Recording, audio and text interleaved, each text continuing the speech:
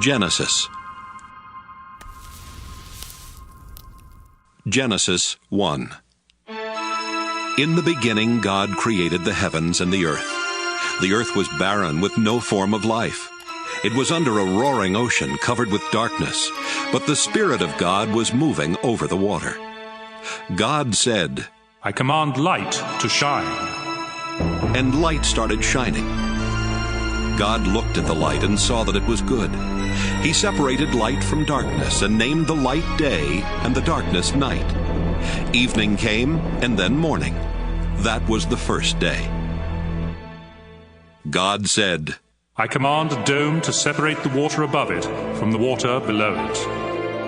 And that's what happened. God made the dome and named it sky. Evening came and then morning.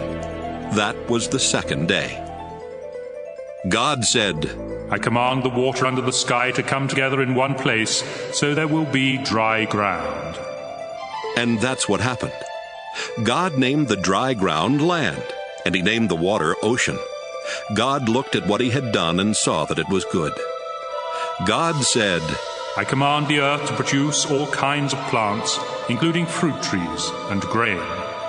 And that's what happened. The earth produced all kinds of vegetation. God looked at what he had done, and it was good. Evening came, and then morning. That was the third day. God said, I command lights to appear in the sky and to separate day from night, and to show the time for seasons, special days, and years. I command them to shine on the earth. And that's what happened. God made two powerful lights, the brighter one to rule the day and the other to rule the night. He also made the stars.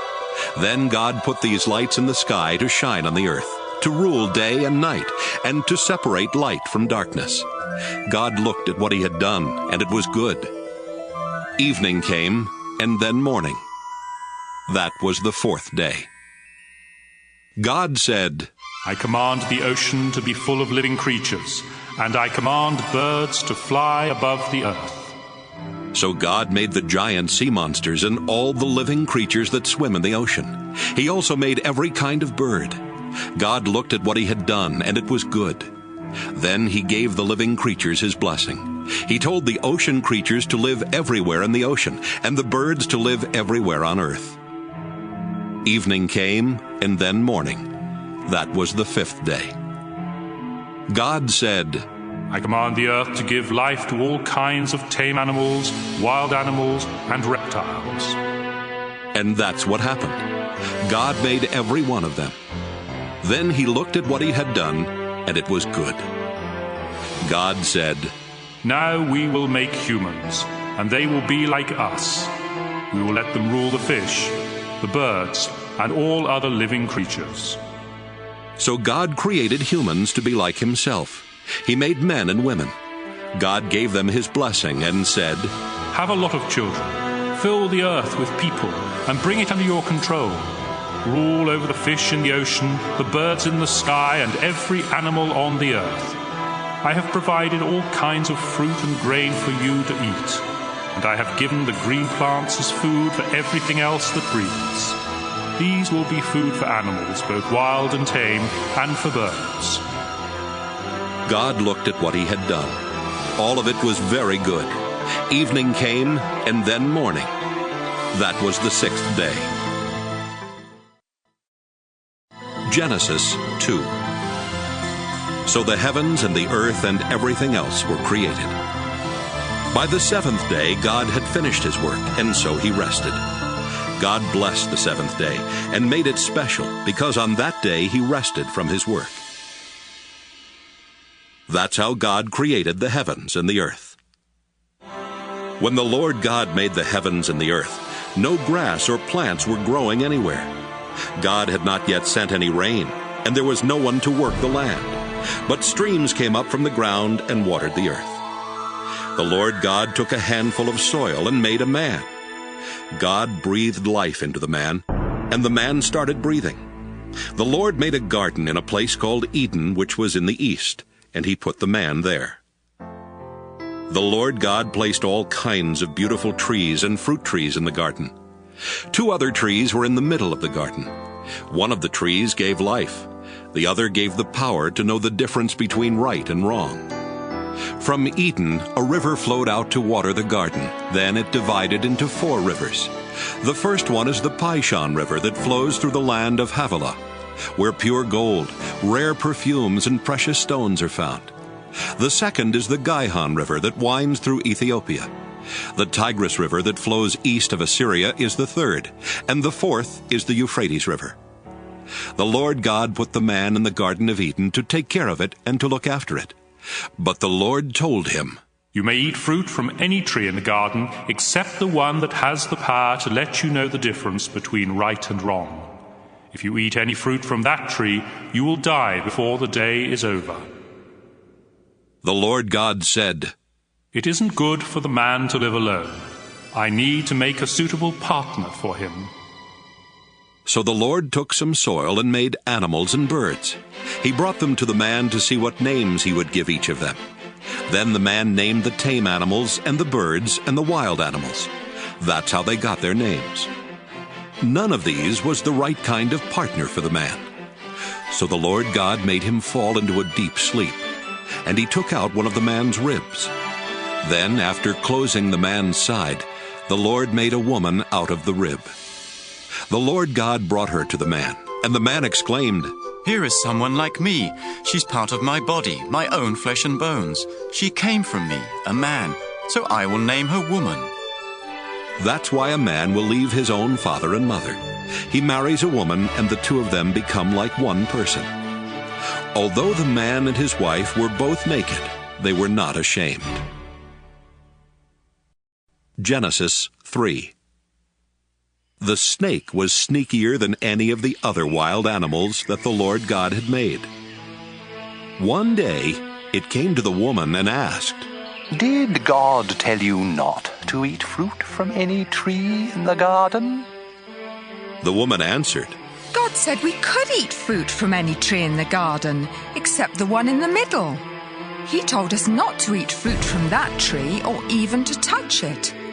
If we do, we will die." "No, you won't," the snake replied. "God understands what will happen on the day you eat fruit from that tree. You will see what you have done, and you will know the difference between right and wrong, just as God does." The woman stared at the fruit. It looked beautiful and tasty.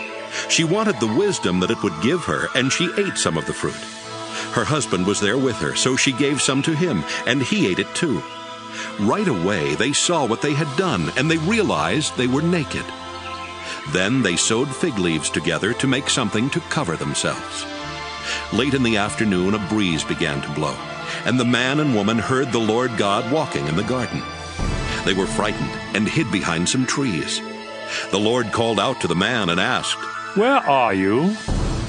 The man answered, "I was naked, and when I heard you walking through the garden, I was frightened and hid." "How did you know you were naked?" God asked. "Did you eat any fruit from that tree in the middle of the garden?" "It was the woman you put here with me. The man said. She gave me some of the fruit, and I ate it."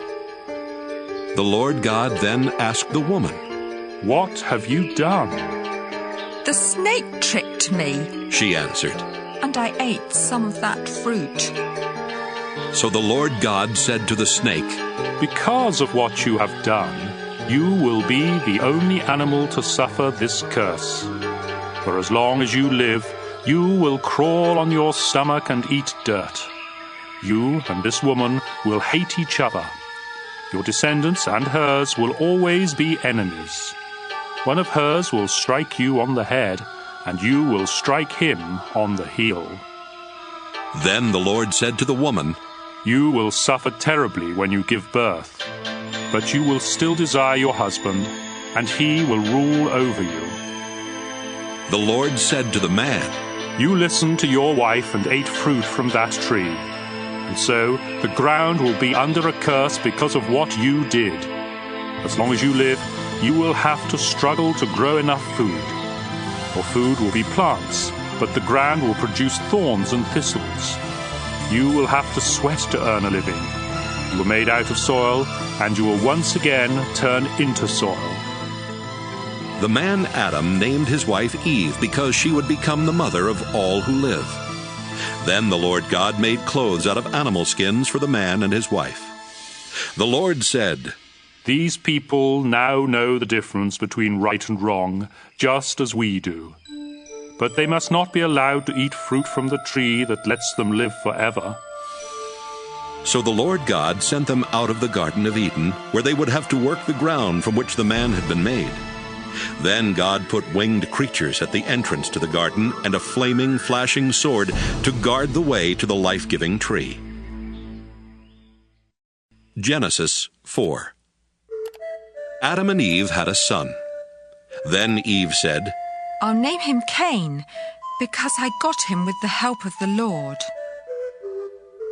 Later she had another son and named him Abel. Abel became a sheep farmer, but Cain farmed the land. One day, Cain gave part of his harvest to the Lord, and Abel also gave an offering to the Lord.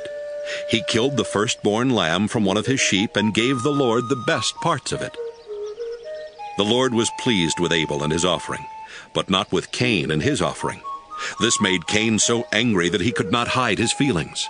The Lord said to Cain, What's wrong with you? Why do you have such an angry look on your face? If you had done the right thing, you would be smiling. But you did the wrong thing, and now sin is waiting to attack you like a lion. Sin wants to destroy you, but don't let it. Cain said to his brother Abel, Let's go for a walk. And when they were out in a field, Cain killed him. Afterwards, the Lord asked Cain, Where is Abel? How should I know? He answered. Am I supposed to look after my brother? Then the Lord said, Why have you done this terrible thing? You killed your own brother, and his blood flowed onto the ground. Now his blood is calling out for me to punish you, and so I'll put you under a curse. Because you killed Abel and made his blood run out on the ground, you will never be able to farm the land again. If you try to farm the land, it won't produce anything for you. From now on, you'll be without a home, and you'll spend the rest of your life wandering from place to place. This punishment is too hard. Cain said, You're making me leave my home and live far from you. I will have to wander about without a home, and just anyone could kill me. No, the Lord answered. Anyone who kills you will be punished 7 times worse than I am punishing you. So the Lord put a mark on Cain to warn everyone not to kill him. But Cain had to go far from the Lord and live in the land of wandering, which is east of Eden. Later, Cain and his wife had a son named Enoch. At the time, Cain was building a town, and so he named it Enoch after his son. Then Enoch had a son named Irad, who had a son named Mehujael, who had a son named Methushael, who had a son named Lamech. Lamech married Ada, then Zillah. Lamech and Ada had 2 sons, Jabal and Jubal. Their son Jabal was the first to live in tents and raise sheep and goats. Jubal was the first to play harps and flutes. Lamech and Zillah had a son named Tubal-Cain, who made tools out of bronze and iron. They also had a daughter whose name was Naamah. One day Lamech said to his 2 wives, A young man wounded me, and I killed him. Anyone who tries to get even with me will be punished 10 times more than anyone who tries to get even with Cain. Adam and his wife had another son. They named him Seth because they said, God has given us a son to take the place of Abel, who was killed by his brother Cain. Later, Seth had a son and named him Enosh. About this time, people started worshiping the Lord. Genesis 5. God created men and women to be like himself. He gave them his blessing and called them human beings. This is a list of the descendants of Adam, the first man. When Adam was 130, he had a son who was just like him, and he named him Seth. Adam had more children and died at the age of 930. When Seth was 105, he had a son named Enosh. Seth had more children and died at the age of 912. When Enosh was 90, he had a son named Kenan. Enosh had more children and died at the age of 905. When Kenan was 70, he had a son named Mahalalel. Kenan had more children and died at the age of 910. When Mahalalel was 65, he had a son named Jared. Mahalalel had more children and died at the age of 895. When Jared was 162, he had a son named Enoch. Jared had more children and died at the age of 962. When Enoch was 65, he had a son named Methuselah, and during the next 300 years he had more children. Enoch truly loved God, and God took him away at the age of 365. When Methuselah was 187, he had a son named Lamech. Methuselah had more children, and died at the age of 969. When Lamech was 182, he had a son. Lamech said, "I'll name him Noah, because he will give us comfort as we struggle hard to make a living on this land that the Lord has put under a curse." Lamech had more children and died at the age of 777. After Noah was 500 years old, he had 3 sons and named them Shem, Ham, and Japheth. Genesis 6. More and more people were born until finally they spread all over the earth. Some of their daughters were so beautiful that supernatural beings came down and married the ones they wanted. Then the Lord said, I won't let my life-giving breath remain in anyone forever. No one will live for more than 120 years. The children of the supernatural beings who had married these women became famous heroes and warriors. They were called Nephilim, and lived on the earth at that time and even later. The Lord saw how bad the people on earth were, and that everything they thought and planned was evil. He was very sorry that he had made them, and he said, I'll destroy every living creature on earth. I'll wipe out people, animals, birds, and reptiles. I'm sorry I ever made them. But the Lord was pleased with Noah, and this is the story about him. Noah was the only person who lived right and obeyed God. He had 3 sons, Shem, Ham, and Japheth. God knew that everyone was terribly cruel and violent, so he told Noah, Cruelty and violence have spread everywhere. Now I'm going to destroy the whole earth and all its people. Get some good lumber and build a boat. Put rooms in it and cover it with tar inside and out. Make it 450 feet long, 75 feet high, and 45 feet wide. Build a roof on the boat and leave a space of about 18 inches between the roof and the sides. Make the boat 3 stories high and put a door on one side.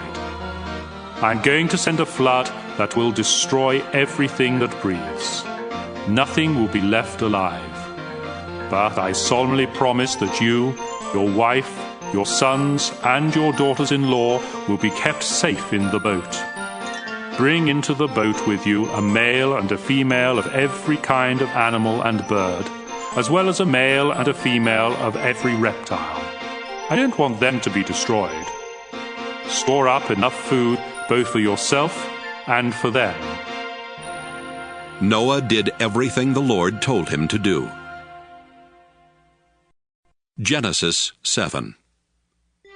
The Lord told Noah, Take your whole family with you into the boat, because you are the only one on this earth who pleases me. Take 7 pairs of every kind of animal that can be used for sacrifice, and 1 pair of all others. Also, take 7 pairs of every kind of bird with you. Do this so there will always be animals and birds on the earth. 7 days from now I will send rain that will last for 40 days and nights, and I will destroy all other living creatures I have made. Noah was 600 years old when he went into the boat to escape the flood, and he did everything the Lord had told him to do. His wife, his sons, and his daughters-in-law all went inside with him. He obeyed God and took a male and a female of each kind of animal and bird into the boat with him. 7 days later, a flood began to cover the earth. Noah was 600 years old when the water under the earth started gushing out everywhere. The sky opened like windows and rain poured down for 40 days and nights. All this began on the 17th day of the second month of the year. On that day, Noah and his wife went into the boat with their 3 sons, Shem, Ham, and Japheth, and their wives. They took along every kind of animal, tame and wild, including the birds. Noah took a male and a female of every living creature with him, just as God had told him to do. And when they were all in the boat, God closed the door. For 40 days the rain poured down without stopping, and the water became deeper and deeper until the boat started floating high above the ground. Finally, the mighty flood was so deep that even the highest mountain peaks were almost 25 feet below the surface of the water. Not a bird, animal, reptile, or human was left alive anywhere on earth. The Lord destroyed everything that breathed. Nothing was left alive except Noah and the others in the boat. 150 days later, the water started going down. Genesis 8. God did not forget about Noah and the animals with him in the boat. So God made a wind blow, and the water started going down. God stopped up the places where the water had been gushing out from under the earth. He also closed up the sky, and the rain stopped. For 150 days, the water slowly went down. Then, on the 17th day of the 7th month of the year, the boat came to rest somewhere in the Ararat Mountains. The water kept going down, and the mountaintops could be seen on the first day of the 10th month. 40 days later, Noah opened a window to send out a raven, but it kept flying around until the water had dried up. Noah wanted to find out if the water had gone down, and he sent out a dove. Deep water was still everywhere, and the dove could not find a place to land, so it flew back to the boat. Noah held out his hand and helped it back in. 7 days later, Noah sent the dove out again. It returned in the evening, holding in its beak a green leaf from an olive tree. Noah knew that the water was finally going down. He waited 7 more days before sending the dove out again, and this time it did not return. Noah was now 601 years old, and by the first day of that year, almost all the water had gone away. Noah made an opening in the roof of the boat and saw that the ground was getting dry.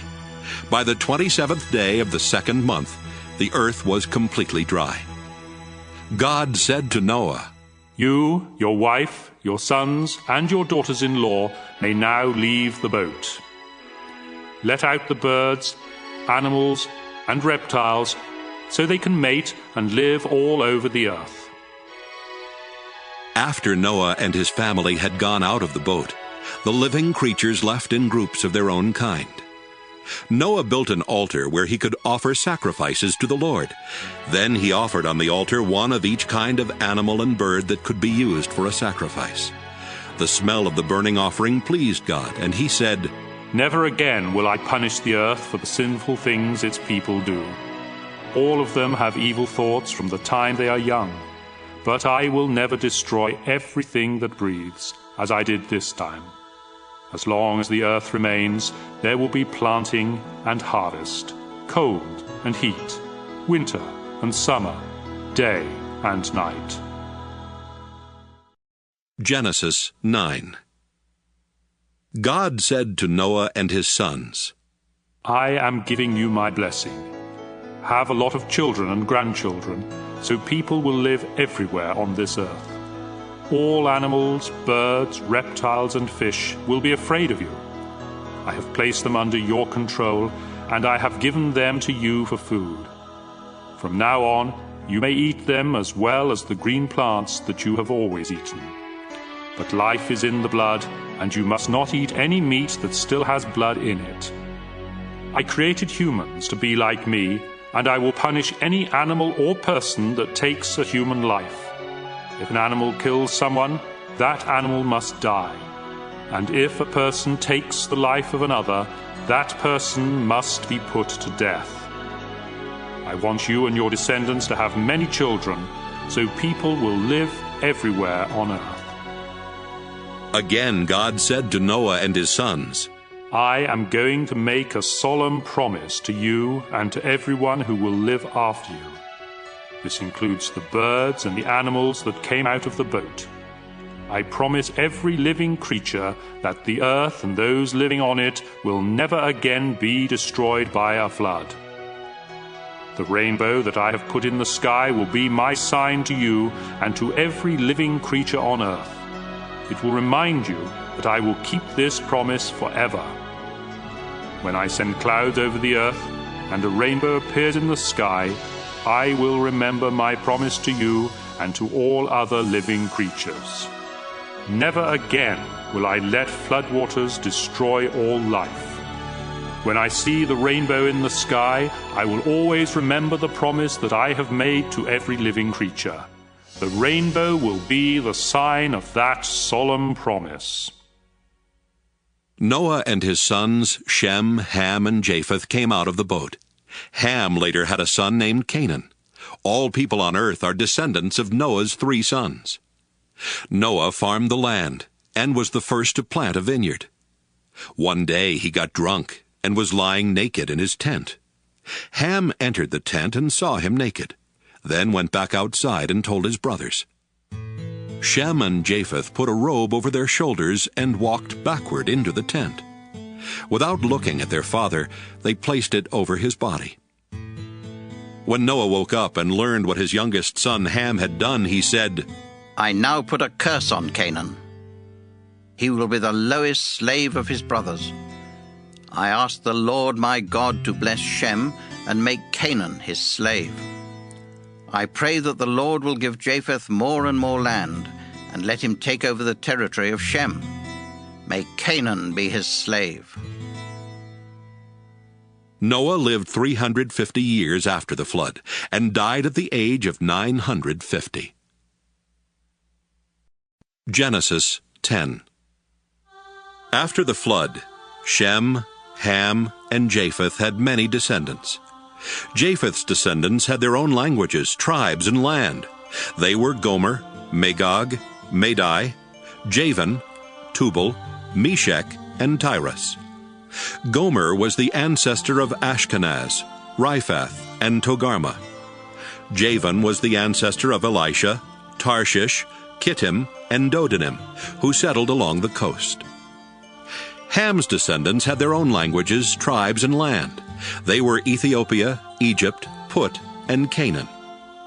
Cush was the ancestor of Seba, Havilah, Sabta, Raamah, and Sabteka. Raamah was the ancestor of Sheba and Dedan. Cush was also the ancestor of Nimrod, a mighty warrior whose strength came from the Lord. Nimrod is the reason for the saying, "You hunt like Nimrod with the strength of the Lord." Cush first ruled in Babylon, Erech, and Akkad, all of which were in Babylonia. From there, Nimrod went to Assyria and built the great city of Nineveh. He also built Rehoboth-ur and Calah, as well as Resen, which is between Nineveh and Calah.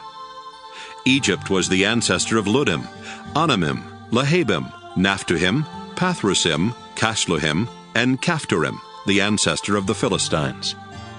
Canaan's sons were Sidon and Heth. He was also the ancestor of the Jebusites, the Amorites, the Girgashites, the Hivites, the Arkites, the Sinites, the Arvadites, the Zemarites, and the Hamathites. Later, the Canaanites spread from the territory of Sidon and went as far as Gaza in the direction of Gerar. They also went as far as Lasha in the direction of Sodom, Gomorrah, Admah, and Zeboim. Shem's descendants had their own languages, tribes, and land. He was the older brother of Japheth and the ancestor of the tribes of Eber. Shem was the ancestor of Elam, Asher, Arpachshad, Lud, and Aram. Aram was the ancestor of Uz, Hul, Jether, and Mash. Arpachshad was the father of Shelah and the grandfather of Eber, whose first son was named Peleg, because it was during his time that tribes divided up the earth. Eber's second son was Joktan. Joktan was the ancestor of Almodad, Sheleph, Hazarmaveth, Jireh, Hadoram, Uzal, Diklah, Obal, Abimael, Sheba, Ophir, Havilah, and Jobab. Their land reached from Mesha in the direction of Sephir, the hill country in the east. This completes the list of Noah's descendants. After the flood, their descendants became nations and spread all over the world. Genesis 11. At first, everyone spoke the same language. But after some of them moved from the east and settled in Babylonia, they said, "Let's build a city with a tower that reaches to the sky. We'll use hard bricks and tar instead of stone and mortar. We'll become famous, and we won't be scattered all over the world." But when the Lord came down to look at the city and the tower, he said, These people are working together because they all speak the same language. This is just the beginning. Soon they will be able to do anything they want. Come on, let's go down and confuse them by making them speak different languages. Then they won't be able to understand each other. So the people had to stop building the city because the Lord confused their language and scattered them all over the earth. That's how the city of Babel got its name. 2 years after the flood, when Shem was 100, he had a son named Arpachshad. He had more children and died at the age of 600. This is a list of his descendants. When Arpachshad was 35, he had a son named Shelah. Arpachshad had more children and died at the age of 438. When Shelah was 30, he had a son named Eber. Shelah had more children and died at the age of 433. When Eber was 34, he had a son named Peleg. Eber had more children and died at the age of 464. When Peleg was 30, he had a son named Reu. Peleg had more children and died at the age of 239. When Reu was 32, he had a son named Serug. Reu had more children and died at the age of 239. When Serug was 30, he had a son named Nahor. Serug had more children and died at the age of 230. When Nahor was 29, he had a son named Terah. Nahor had more children and died at the age of 148. After Terah was 70 years old, he had 3 sons, Abram, Nahor, and Haran, who became the father of Lot. Terah's sons were born in the city of Ur in Chaldea, and Haran died there before the death of his father. The following is the story of Terah's descendants. Abram married Sarai, but she was not able to have any children. And Nahor married Milcah, who was the daughter of Haran and the sister of Iscah. Terah decided to move from Ur to the land of Canaan.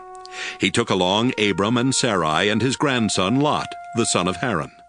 But when they came to the city of Haran, they decided to settle there instead. Terah lived to be 205 years old and died in Haran. Genesis 12. The Lord said to Abram, Leave your country, your family, and your relatives, and go to the land that I will show you. I will bless you and make your descendants into a great nation. You will become famous and be a blessing to others.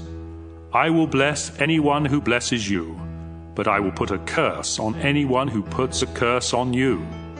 Everyone on earth will be blessed because of you. Abram was 75 years old when the Lord told him to leave the city of Haran. He obeyed and left with his wife Sarai, his nephew Lot, and all the possessions and slaves they had gotten while in Haran. When they came to the land of Canaan, Abram went as far as the sacred tree of Moreh in a place called Shechem. The Canaanites were still living in the land at that time, but the Lord appeared to Abram and promised, I will give this land to your family forever. Abram then built an altar there for the Lord. Abram traveled to the hill country east of Bethel and camped between Bethel and Ai, where he built another altar and worshipped the Lord. Later, Abram started out toward the southern desert. The crops failed, and there was no food anywhere in the land. So Abram and his wife Sarai went to live in Egypt for a while. But just before they got there, he said, Sarai, you are really beautiful. When the Egyptians see how lovely you are, they will murder me because I am your husband. But they won't kill you. Please save my life by saying that you are my sister." As soon as Abram and Sarai arrived in Egypt, the Egyptians noticed how beautiful she was. The king's officials told him about her, and she was taken to his house. The king was good to Abram because of Sarai, and Abram was given sheep, cattle, donkeys, slaves, and camels. Because of Sarai, the Lord struck the king and everyone in his palace with terrible diseases. Finally, the king sent for Abram and said to him, "What have you done to me? Why didn't you tell me Sarai was your wife? Why did you make me believe she was your sister? Now I've married her. Take her and go. She's your wife." So the king told his men to let Abram and Sarai take their possessions and leave. Genesis 13. Abram and Sarai took everything they owned and went to the southern desert. Lot went with them. Abram was very rich. He owned many cattle, sheep, and goats, and had a lot of silver and gold. Abram moved from place to place in the southern desert, and finally he went north and set up his tents between Bethel and Ai, where he had earlier camped, and built an altar. There he worshipped the Lord. Lot, who was traveling with him, also had sheep, goats, and cattle, as well as his own family and slaves. At this time the Canaanites and the Perizzites were living in the same area, and so there wasn't enough pasture land left for Abram and Lot with all of their animals. Besides this, the men who took care of Abram's animals and the ones who took care of Lot's animals started quarreling. Abram said to Lot, "We are close relatives. We shouldn't argue, and our men shouldn't be fighting one another. There is plenty of land for you to choose from. Let's separate. If you go north, I'll go south. If you go south, I'll go north." This happened before the Lord had destroyed the cities of Sodom and Gomorrah. And when Lot looked around, he saw there was plenty of water in the Jordan Valley. All the way to Zoar, the valley was as green as the garden of the Lord or the land of Egypt. So Lot chose the whole Jordan Valley for himself, and as he started toward the east, he and Abram separated. Abram stayed in the land of Canaan. But Lot settled near the cities of the valley and put up his tents not far from Sodom, where the people were evil and sinned terribly against the Lord. After Abram and Lot had gone their separate ways, the Lord said to Abram, "Look around to the north, south, east, and west. I will give you and your family all the land you can see. It will be theirs forever. I will give you more descendants than there are specks of dust on the earth, and someday it will be easier to count the specks of dust than to count your descendants. Now walk back and forth across the land, because I am giving it to you." Abram took down his tents and went to live near the sacred trees of Mamre at Hebron, where he built an altar in honor of the Lord. Genesis 14. About this time, King Amraphel of Babylonia, King Arioch of Elasar, King Chedorlaomer of Elam, and King Tidal of Goyim attacked King Bera of Sodom, King Birsha of Gomorrah, King Shinab of Admah, King Shemeber of Zeboim, and the king of Bela, also known as the city of Zoar. King Chedorlaomer and his allies had ruled these last 5 kings for 12 years. But in the 13th year, the kings rebelled and came together in Siddim Valley, which is now covered by the southern part of the Dead Sea. A year later, King Chedorlaomer and his allies attacked and defeated the Rephaites in Ashtaroth Karnaim, the Zuzites in Ham, and the Emites in Sheva Kiriathaim. They also defeated the Horites in the hill country of Edom as far as El Paran near the desert. They went back to the city of En-Mishpat, better known as Kadesh. Then they captured all the land that belonged to the Amalekites, and they defeated the Amorites who were living in Hazazon Tamar. At Siddim Valley, the armies of the kings of Sodom, Gomorrah, Admah, Zeboim, and Bela fought the armies of King Chedorlaomer of Elam, King Tidal of Goyim, King Amraphel of Babylonia, and King Arioch of Elasar. The valley was full of tar pits, and when the troops from Sodom and Gomorrah started running away, some of them fell into the pits. Others escaped to the hill country. Their enemies took everything of value from Sodom and Gomorrah, including their food supplies. They also captured Abram's nephew Lot, who lived in Sodom. They took him and his possessions and then left. At this time, Abram the Hebrew was living near the oaks that belonged to Mamre the Amorite. Mamre and his brothers Eshcol and Aner were Abram's friends. Someone who had escaped from the battle told Abram that his nephew Lot had been taken away. 318 of Abram's servants were fighting men, so he took them and followed the enemy as far north as the city of Dan. That night, Abram divided up his troops, attacked from all sides, and won a great victory. But some of the enemy escaped to the town of Hobah north of Damascus, and Abram went after them. He brought back his nephew Lot, together with Lot's possessions and the women and everyone else who had been captured. Abram returned after he had defeated King Chedorlaomer and the other kings. Then the king of Sodom went to meet Abram in Sheva Valley, which is also known as King's Valley. King Melchizedek of Salem was a priest of God Most High. He brought out some bread and wine and said to Abram, I bless you in the name of God Most High, creator of heaven and earth. All praise belongs to God Most High for helping you defeat your enemies. Then Abram gave Melchizedek a tenth of everything. The king of Sodom said to Abram, All I want are my people. You can keep everything else.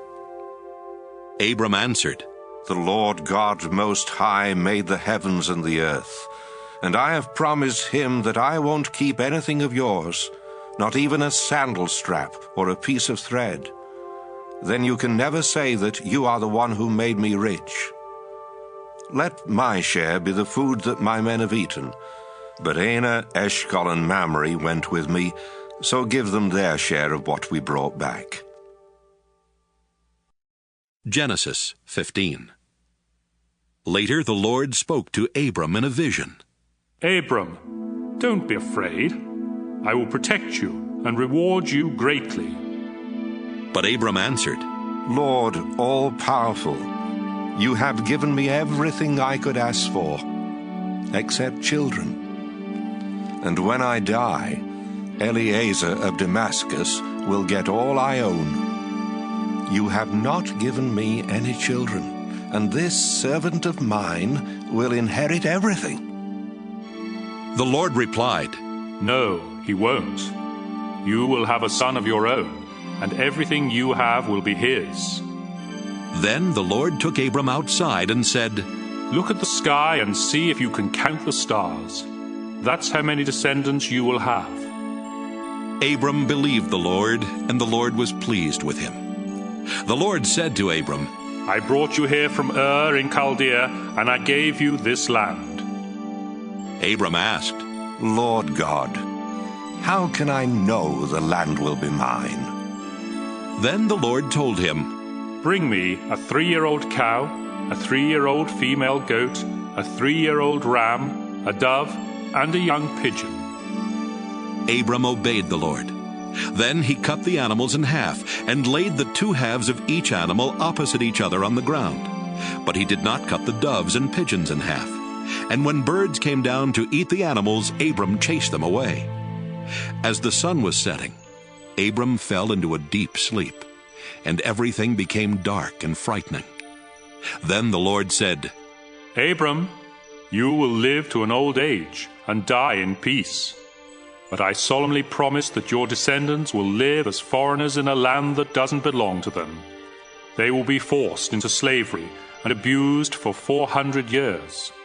But I will terribly punish the nation that enslaves them, and they will leave with many possessions.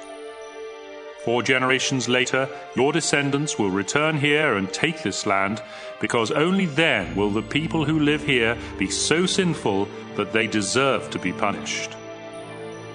Sometime after sunset, when it was very dark, a smoking cooking pot and a flaming fire went between the 2 halves of each animal. At that time, the Lord made an agreement with Abram and told him, I will give your descendants the land east of the Shihor River on the border of Egypt as far as the Euphrates River. They will possess the land of the Kenites, the Kenizzites, the Kadmonites, the Hittites, the Perizzites, the Rephaites, the Amorites, the Canaanites, the Girgashites, and the Jebusites. Genesis 16. Abram's wife Sarai had not been able to have any children, but she owned a young Egyptian slave woman named Hagar. And Sarai said to Abram, The Lord has not given me any children. Sleep with my slave, and if she has a child, it will be mine. Abram agreed, and Sarai gave him Hagar to be his wife. This happened after Abram had lived in the land of Canaan for 10 years. Later, when Hagar knew she was going to have a baby, she became proud and was hateful to Sarai. Then Sarai said to Abram, It's all your fault. I gave you my slave woman, but she has been hateful to me ever since she found out she was pregnant. You have done me wrong, and you will have to answer to the Lord for this. Abram said, All right. She's your slave, and you can do whatever you want with her. But Sarai began treating Hagar so harshly that she finally ran away.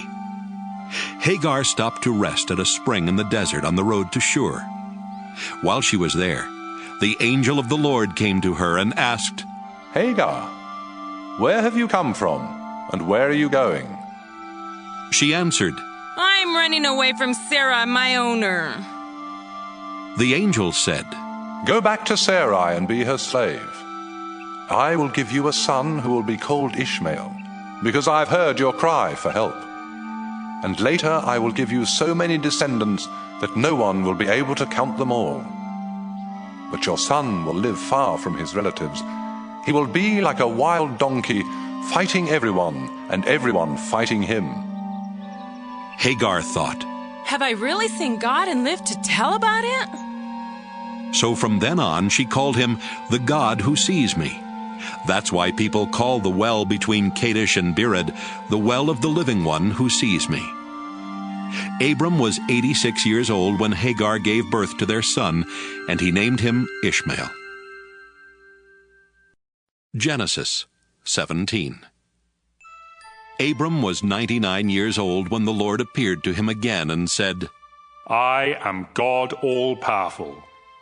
If you obey me and always do right, I will keep my solemn promise to you and give you more descendants than can be counted.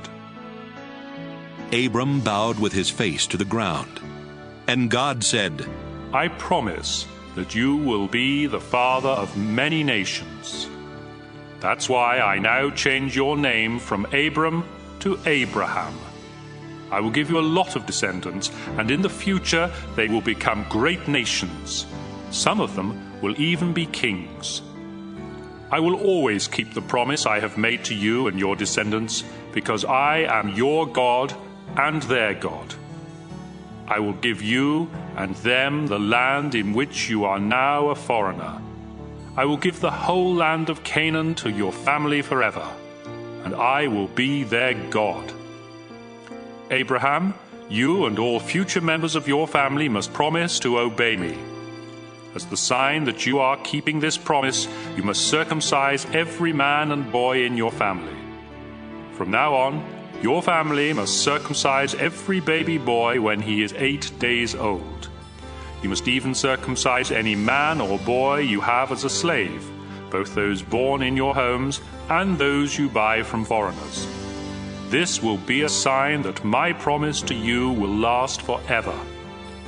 Any man who isn't circumcised hasn't kept his promise to me and cannot be one of my people.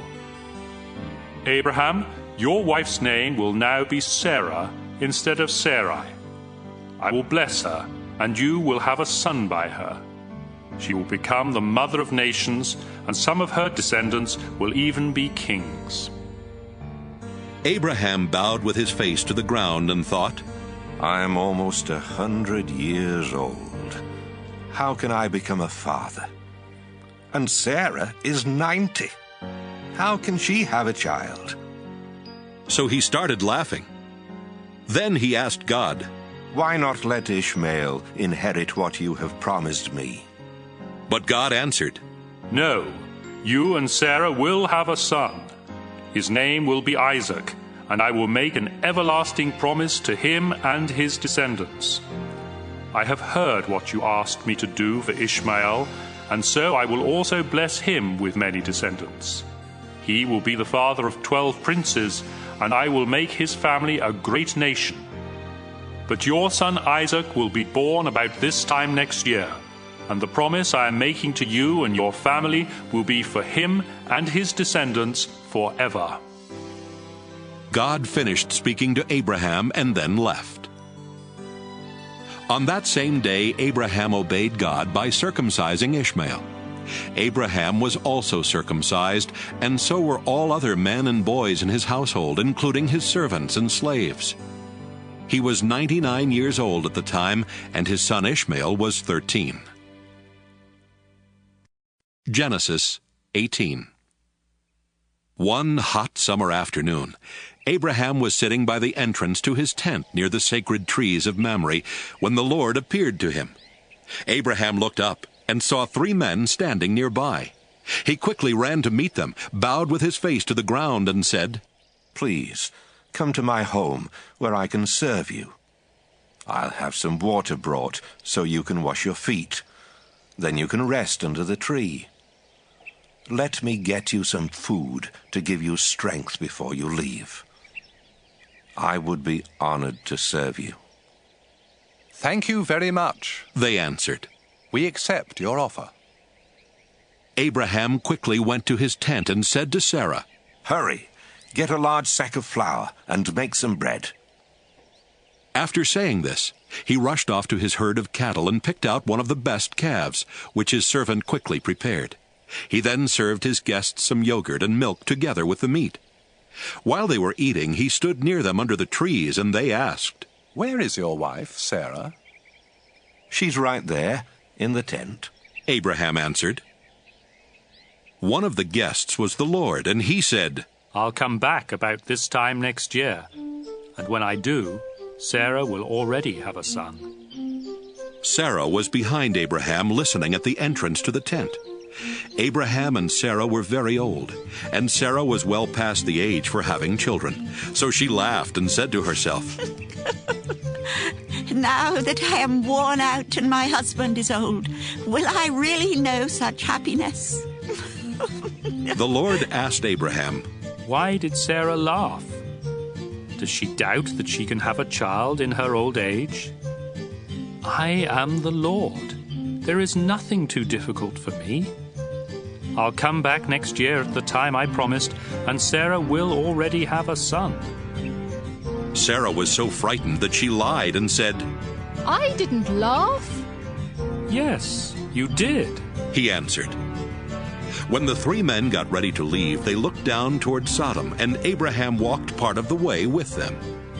The Lord said to himself, "I should tell Abraham what I am going to do, since his family will become a great and powerful nation that will be a blessing to all other nations on earth. I have chosen him to teach his family to obey me forever and to do what is right and fair. Then I will give Abraham many descendants, just as I promised." The Lord said, "Abraham, I have heard that the people of Sodom and Gomorrah are doing all kinds of evil things. Now I am going down to see for myself if those people really are that bad. If they aren't, I want to know about it." The men turned and started toward Sodom, but the Lord stayed with Abraham, who asked, "Lord, when you destroy the evil people, are you also going to destroy those who are good? Wouldn't you spare the city if there are only 50 good people in it? You surely wouldn't let them be killed when you destroy the evil ones. You are the judge of all the earth, and you do what is right." The Lord replied, "If I find 50 good people in Sodom, I will save the city to keep them from being killed." Abraham answered, "I am nothing more than the dust of the earth. Please forgive me, Lord, for daring to speak to you like this. But suppose there are only 45 good people in Sodom. Would you still wipe out the whole city? If I find 45 good people, the Lord replied, I won't destroy the city. Suppose there are just 40 good people, Abraham asked. Even for them, the Lord replied, I won't destroy the city. Abraham said, Please don't be angry, Lord, if I ask you what you will do if there are only 30 good people in the city. If I find 30, the Lord replied, I still won't destroy it. Then Abraham said, I don't have any right to ask you, Lord, but what would you do if you find only 20? Because of them, I won't destroy the city, was the Lord's answer. Finally, Abraham said, Please don't get angry, Lord, if I speak just once more. Suppose you find only 10 good people there. For the sake of 10 good people, the Lord told him, I still won't destroy the city. After speaking with Abraham, the Lord left, and Abraham went back home. Genesis 19. That evening, the two angels arrived in Sodom, while Lot was sitting near the city gate. When Lot saw them, he got up, bowed down low, and said, Gentlemen, I am your servant. Please come to my home. You can wash your feet, spend the night, and be on your way in the morning. They told him, No, we'll spend the night in the city square. But Lot kept insisting until they finally agreed and went home with him. He baked some bread, cooked a meal, and they ate. Before Lot and his guests could go to bed, every man in Sodom, young and old, came and stood outside his house and started shouting, Where are your visitors? Send them out so we can have sex with them. Lot went outside and shut the door behind him. Then he said, Friends, please don't do such a terrible thing. I have 2 daughters who have never been married. I'll bring them out, and you can do what you want with them. But don't harm these men. They are guests in my home. Don't get in our way, the crowd answered. You're an outsider. What right do you have to order us around? We'll do worse things to you than we're going to do to them. The crowd kept arguing with Lot. Finally, they rushed toward the door to break it down. But the two angels in the house reached out and pulled Lot safely inside. Then they struck everyone in the crowd blind, and none of them could even find the door. The two angels said to Lot, The Lord has heard many terrible things about the people of Sodom, and he has sent us here to destroy the city. Take your family and leave. Take every relative you have in the city, as well as the men your daughters are going to marry. Lot went to the men who were engaged to his daughters and said, Hurry and get out of here. The Lord is going to destroy this city.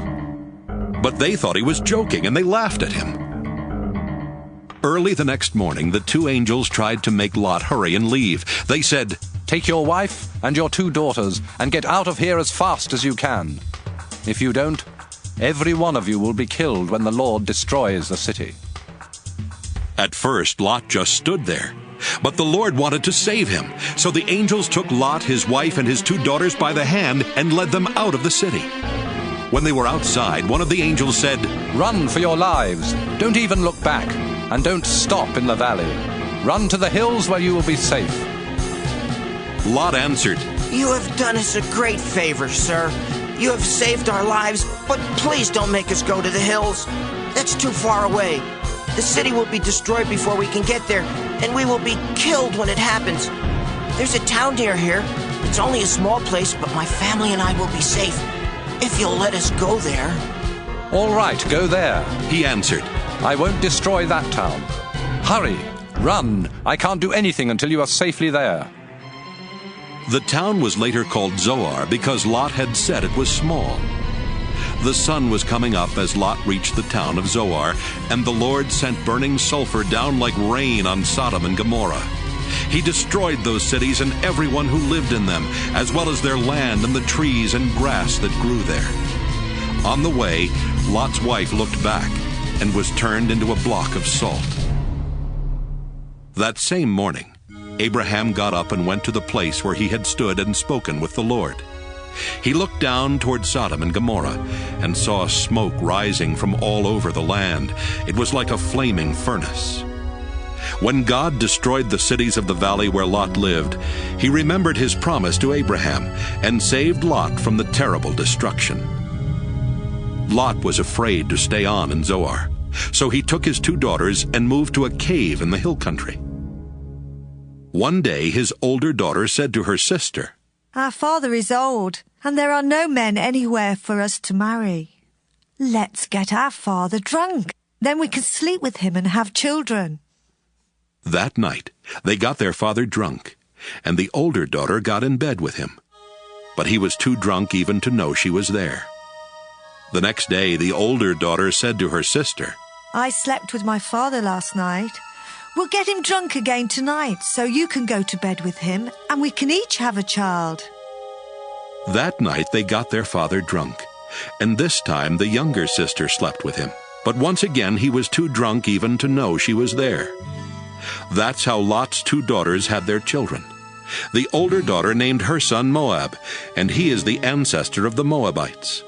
The younger daughter named her son Ben-Ammi, and he is the ancestor of the Ammonites. Genesis 20.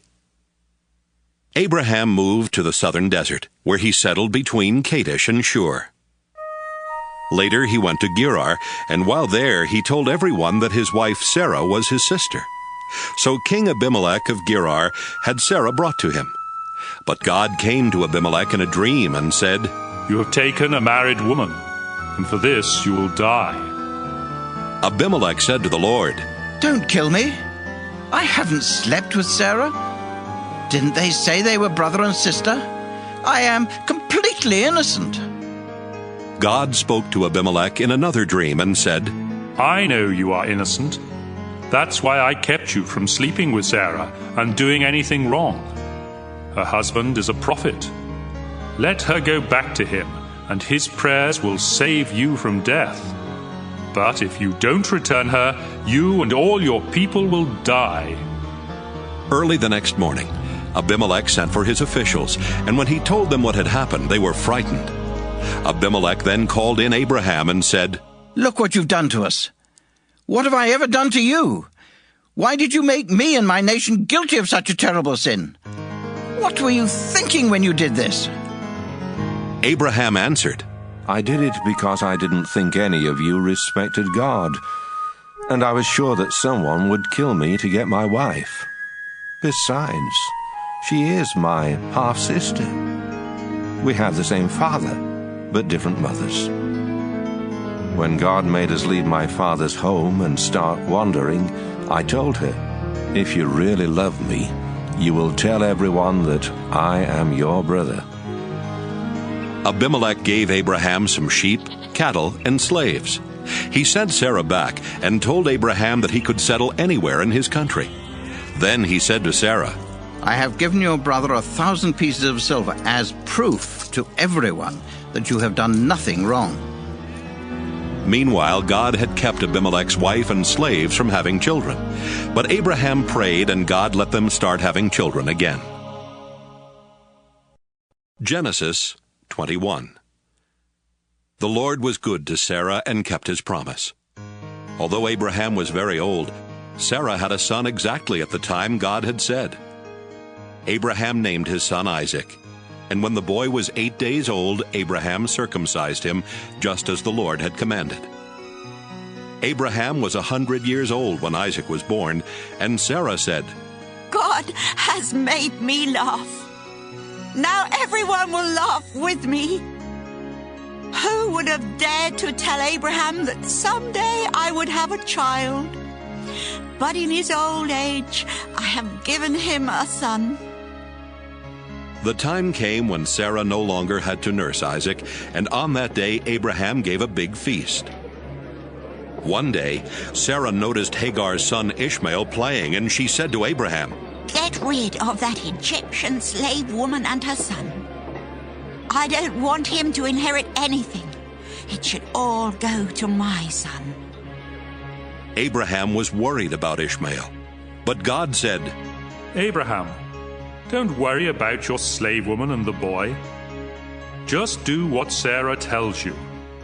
Isaac will inherit your family name, but the son of the slave woman is also your son, and I will make his descendants into a great nation. Early the next morning, Abraham gave Hagar an animal skin full of water and some bread. Then he put the boy on her shoulder and sent them away.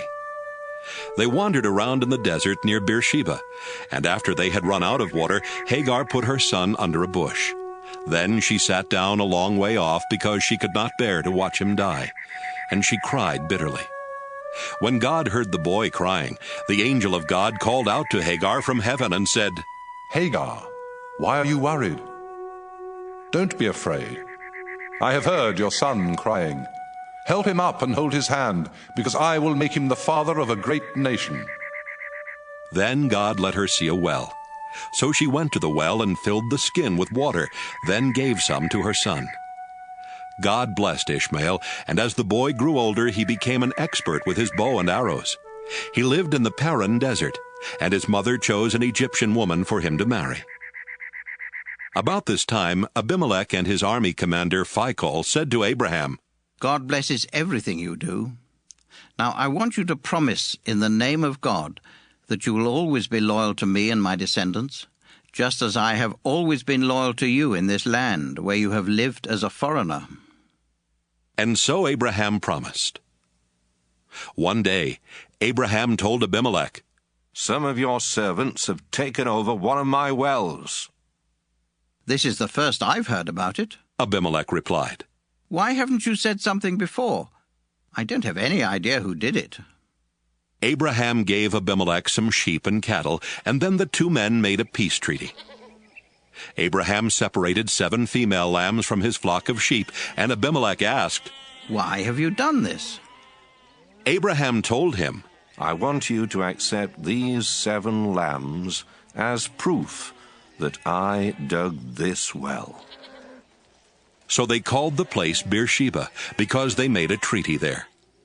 When the treaty was completed, Abimelech and his army commander Phicol went back to the land of the Philistines. Abraham planted a tamarisk tree in Beersheba and worshipped the eternal Lord God. Then Abraham lived a long time as a foreigner in the land of the Philistines. Genesis 22.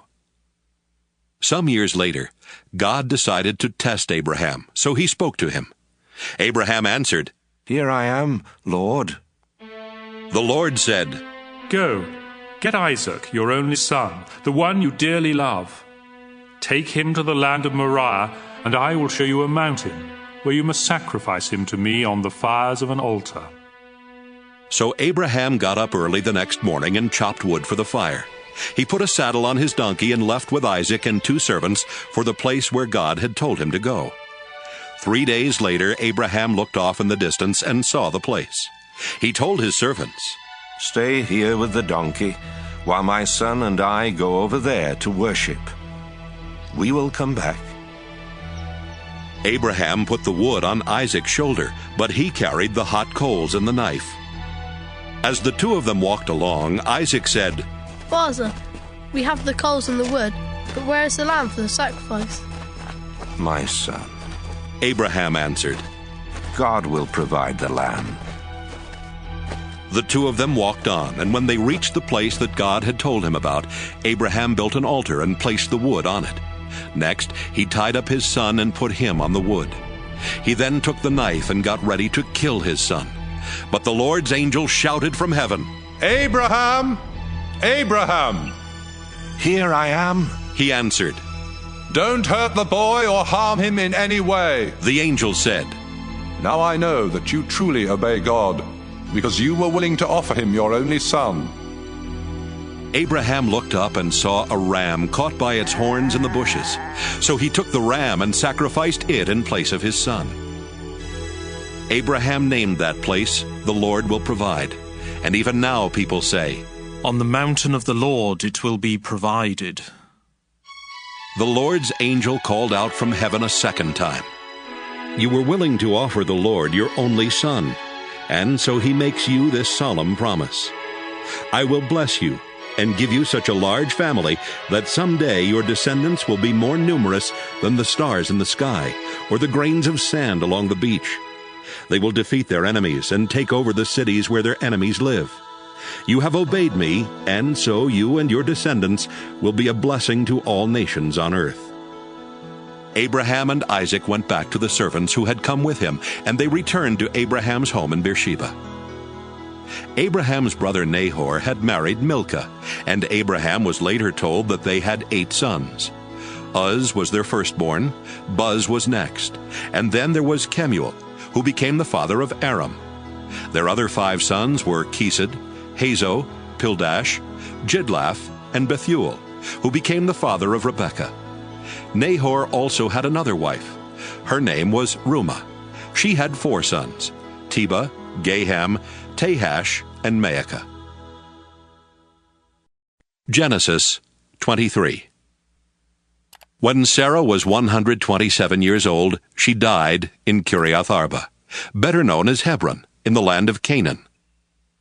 After Abraham had mourned for her, he went to the Hittites and said, "I live as a foreigner in your land, and I don't own any property where I can bury my wife. Please, let me buy a piece of land." "Sir," they answered, "you're an important man. Choose the best place to bury your wife. None of us would refuse you a resting place for your dead." Abraham bowed down and replied, "If you are willing to let me bury my wife here, please ask Zohar's son Ephron to sell me Machpelah Cave at the end of his field. I'll pay what it's worth, and all of you can be witnesses." Ephron was sitting there near the city gate when Abraham made this request, and he answered, "Sir, the whole field, including the cave, is yours. With my own people as witnesses, I freely give it to you as a burial place for your dead." Once again Abraham bowed down and said to Ephron, "In front of these witnesses, I offer you the full price so I can bury my wife. Please accept my offer." "But, sir," the man replied, "the property is worth only 400 pieces of silver. Why should we haggle over such a small amount? Take the land, it's yours." Abraham accepted Ephron's offer and paid him the 400 pieces of silver in front of everyone at the city gate. That's how Abraham got Ephron's property east of Hebron, which included the field with all its trees, as well as Machpelah Cave at the end of the field. So Abraham buried his wife Sarah in Machpelah Cave that was in the field he had bought from the Hittites. Genesis 24. Abraham was now a very old man. The Lord had made him rich, and he was successful in everything he did. One day Abraham called in his most trusted servant and said to him, "Solemnly promise me, in the name of the Lord, who rules heaven and earth, that you won't choose a wife for my son Isaac from the people here in the land of Canaan. Instead, go back to the land where I was born and find a wife for him from among my relatives." But the servant asked, "What if the young woman I choose refuses to leave home and come here with me? Should I send Isaac there to look for a wife?" "No," Abraham answered. "Don't ever do that, no matter what. The Lord who rules heaven brought me here from the land where I was born and promised that he would give this land to my descendants forever. When you go back there, the Lord will send his angel ahead of you to help you find a wife for my son. If the woman refuses to come along, you don't have to keep this promise. But don't ever take my son back there." So the servant gave Abraham his word that he would do everything he had been told to do. Soon after that, the servant loaded 10 of Abraham's camels with valuable gifts. Then he set out for the city in northern Syria where Abraham's brother Nahor lived. When he got there, he let the camels rest near the well outside the city. It was late afternoon, the time when the women came out for water. The servant prayed, "You, Lord, are the God my master Abraham worships. Please keep your promise to him and let me find a wife for Isaac today. The young women of the city will soon come to this well for water, and I'll ask one of them for a drink. If she gives me a drink and then offers to get some water for my camels, I'll know she is the one you have chosen and that you have kept your promise to my master." While he was still praying, a beautiful unmarried young woman came by with a water jar on her shoulder. She was Rebekah, the daughter of Bethuel, the son of Abraham's brother Nahor, and his wife Milcah. Rebekah walked past Abraham's servant, then went over to the well and filled her water jar. When she started back, Abraham's servant ran to her and said, "Please, let me have a drink of water." "I'll be glad to," she answered. Then she quickly took the jar from her shoulder and held it while he drank. After he had finished, she said, "Now I'll give your camels all the water they want." She quickly poured out water for them, and she kept going back for more until his camels had drunk all they wanted. Abraham's servant did not say a word, but he watched everything Rebekah did, because he wanted to know for certain if this was the woman the Lord had chosen. The servant had brought along an expensive gold ring and 2 large gold bracelets. When Rebekah had finished bringing the water, he gave her the ring for her nose and the bracelets for her arms. Then he said, "Please, tell me who your father is. Does he have room in his house for me and my men to spend the night?" She answered, "My father is Bethuel, the son of Nahor and Milcah. We have a place where you and your men can stay, and we also have enough straw and feed for your camels." Then the servant bowed his head and prayed, "I thank you, Lord God of my master Abraham. You have led me to his relatives and kept your promise to him." Rebekah ran straight home and told her family everything. Her brother Laban heard her tell what the servant had said, and he saw the ring and the bracelet she was wearing. So Laban ran out to Abraham's servant, who was standing by his camels at the well. Then Laban said, "The Lord has brought you safely here. Come home with me.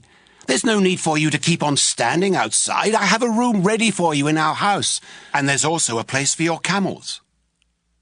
Abraham's servant went home with Laban, where Laban's servants unloaded his camels and gave them straw and feed. Then they brought water into the house, so Abraham's servant and his men could wash their feet. After that, they brought in food. But the servant said, "Before I eat, I must tell you why I have come." "Go ahead and tell us," Laban answered. The servant explained, "I am Abraham's servant. The Lord has been good to my master, and he has made him very rich. He has given him many sheep, goats, cattle, camels, and donkeys, as well as a lot of silver and gold, and many slaves. Sarah, my master's wife, didn't have any children until she was very old. Then she had a son, and my master has given him everything. I solemnly promised my master that I would do what he said, and he told me, 'Don't choose a wife for my son from the women in this land of Canaan. Instead, go back to the land where I was born, and find a wife for my son from among my relatives.' I asked my master, 'What if the young woman refuses to come with me?' My master answered, 'I have always obeyed the Lord, and he will send his angel to help you find my son a wife from among my own relatives. But if they refuse to let her come back with you, then you are freed from your promise.'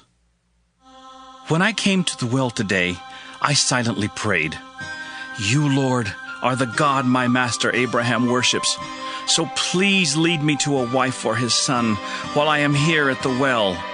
When a young woman comes out to get water, I'll ask her to give me a drink. If she gives me a drink and offers to get some water for my camels, I'll know she is the one you have chosen.' Even before I had finished praying, Rebekah came by with a water jar on her shoulder. When she had filled the jar, I asked her for a drink. She quickly lowered the jar from her shoulder and said, 'Have a drink, then I'll get water for your camels.' So I drank, and after that she got some water for my camels. I asked her who her father was, and she answered, 'My father is Bethuel, the son of Nahor and Milcah.' Right away I put the ring in her nose and the bracelets on her arms. Then I bowed my head and gave thanks to the God my master Abraham worships. The Lord had led me straight to my master's relatives, and I had found a wife for his son. Now, please tell me if you are willing to do the right thing for my master. Will you treat him fairly, or do I have to look for another young woman?" Laban and Bethuel answered, "The Lord has done this. We have no choice in the matter. Take Rebekah with you. She can marry your master's son, just as the Lord has said." Abraham's servant bowed down and thanked the Lord. Then he gave clothing as well as silver and gold jewelry to Rebekah. He also gave expensive gifts to her brother and her mother. Abraham's servant and the men with him ate and drank, then spent the night there. The next morning they got up, and the servant told Rebekah's mother and brother, "I would like to go back to my master now." "Let Rebekah stay with us for a week or 10 days. They answered. Then she may go." But he said, "Don't make me stay any longer. The Lord has already helped me find a wife for my master's son. Now let us return." They answered, "Let's ask Rebekah what she wants to do." They called her and asked, "Are you willing to leave with this man right now?" "Yes," she answered. So they agreed to let Rebekah and an old family servant woman leave immediately with Abraham's servant and his men. They gave Rebekah their blessing and said, "We pray that God will give you many children and grandchildren, and that he will help them defeat their enemies." Afterwards, Rebekah and the young women who were to travel with her prepared to leave. Then they got on camels and left with Abraham's servant and his men. At that time, Isaac was living in the southern part of Canaan near a place called the Well of the Living One Who Sees Me. One evening he was walking out in the fields when suddenly he saw a group of people approaching on camels, so he started toward them. Rebekah saw him coming. She got down from her camel and asked, "Who is that man?" "He is my master, Isaac," the servant answered. Then Rebekah covered her face with her veil. The servant told Isaac everything that had happened. Isaac took Rebekah into the tent where his mother had lived before she died, and Rebekah became his wife. He loved her and was comforted over the loss of his mother. Genesis 25.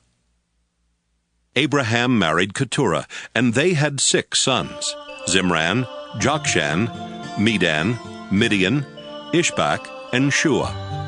Later, Jokshan became the father of Sheba and Dedan. And when Dedan grew up, he had 3 sons, Ashurim, Letushim, and Laamim. Midian also had 5 sons, Ephah, Epher, Hanok, Abida, and Eldaah. While Abraham was still alive, he gave gifts to the son of Hagar and Keturah. He also sent their sons to live in the east far from his son Isaac, and when Abraham died, he left everything to Isaac. Abraham died at the ripe old age of 175. His sons Isaac and Ishmael buried him east of Hebron in Machpelah Cave, that was part of the field Abraham had bought from Ephron, son of Zohar the Hittite. Abraham was buried there beside his wife Sarah. God blessed Isaac after this, and Isaac moved to a place called the Well of the Living One Who Sees Me. Ishmael was the son of Abraham and Hagar, the slave woman of Sarah.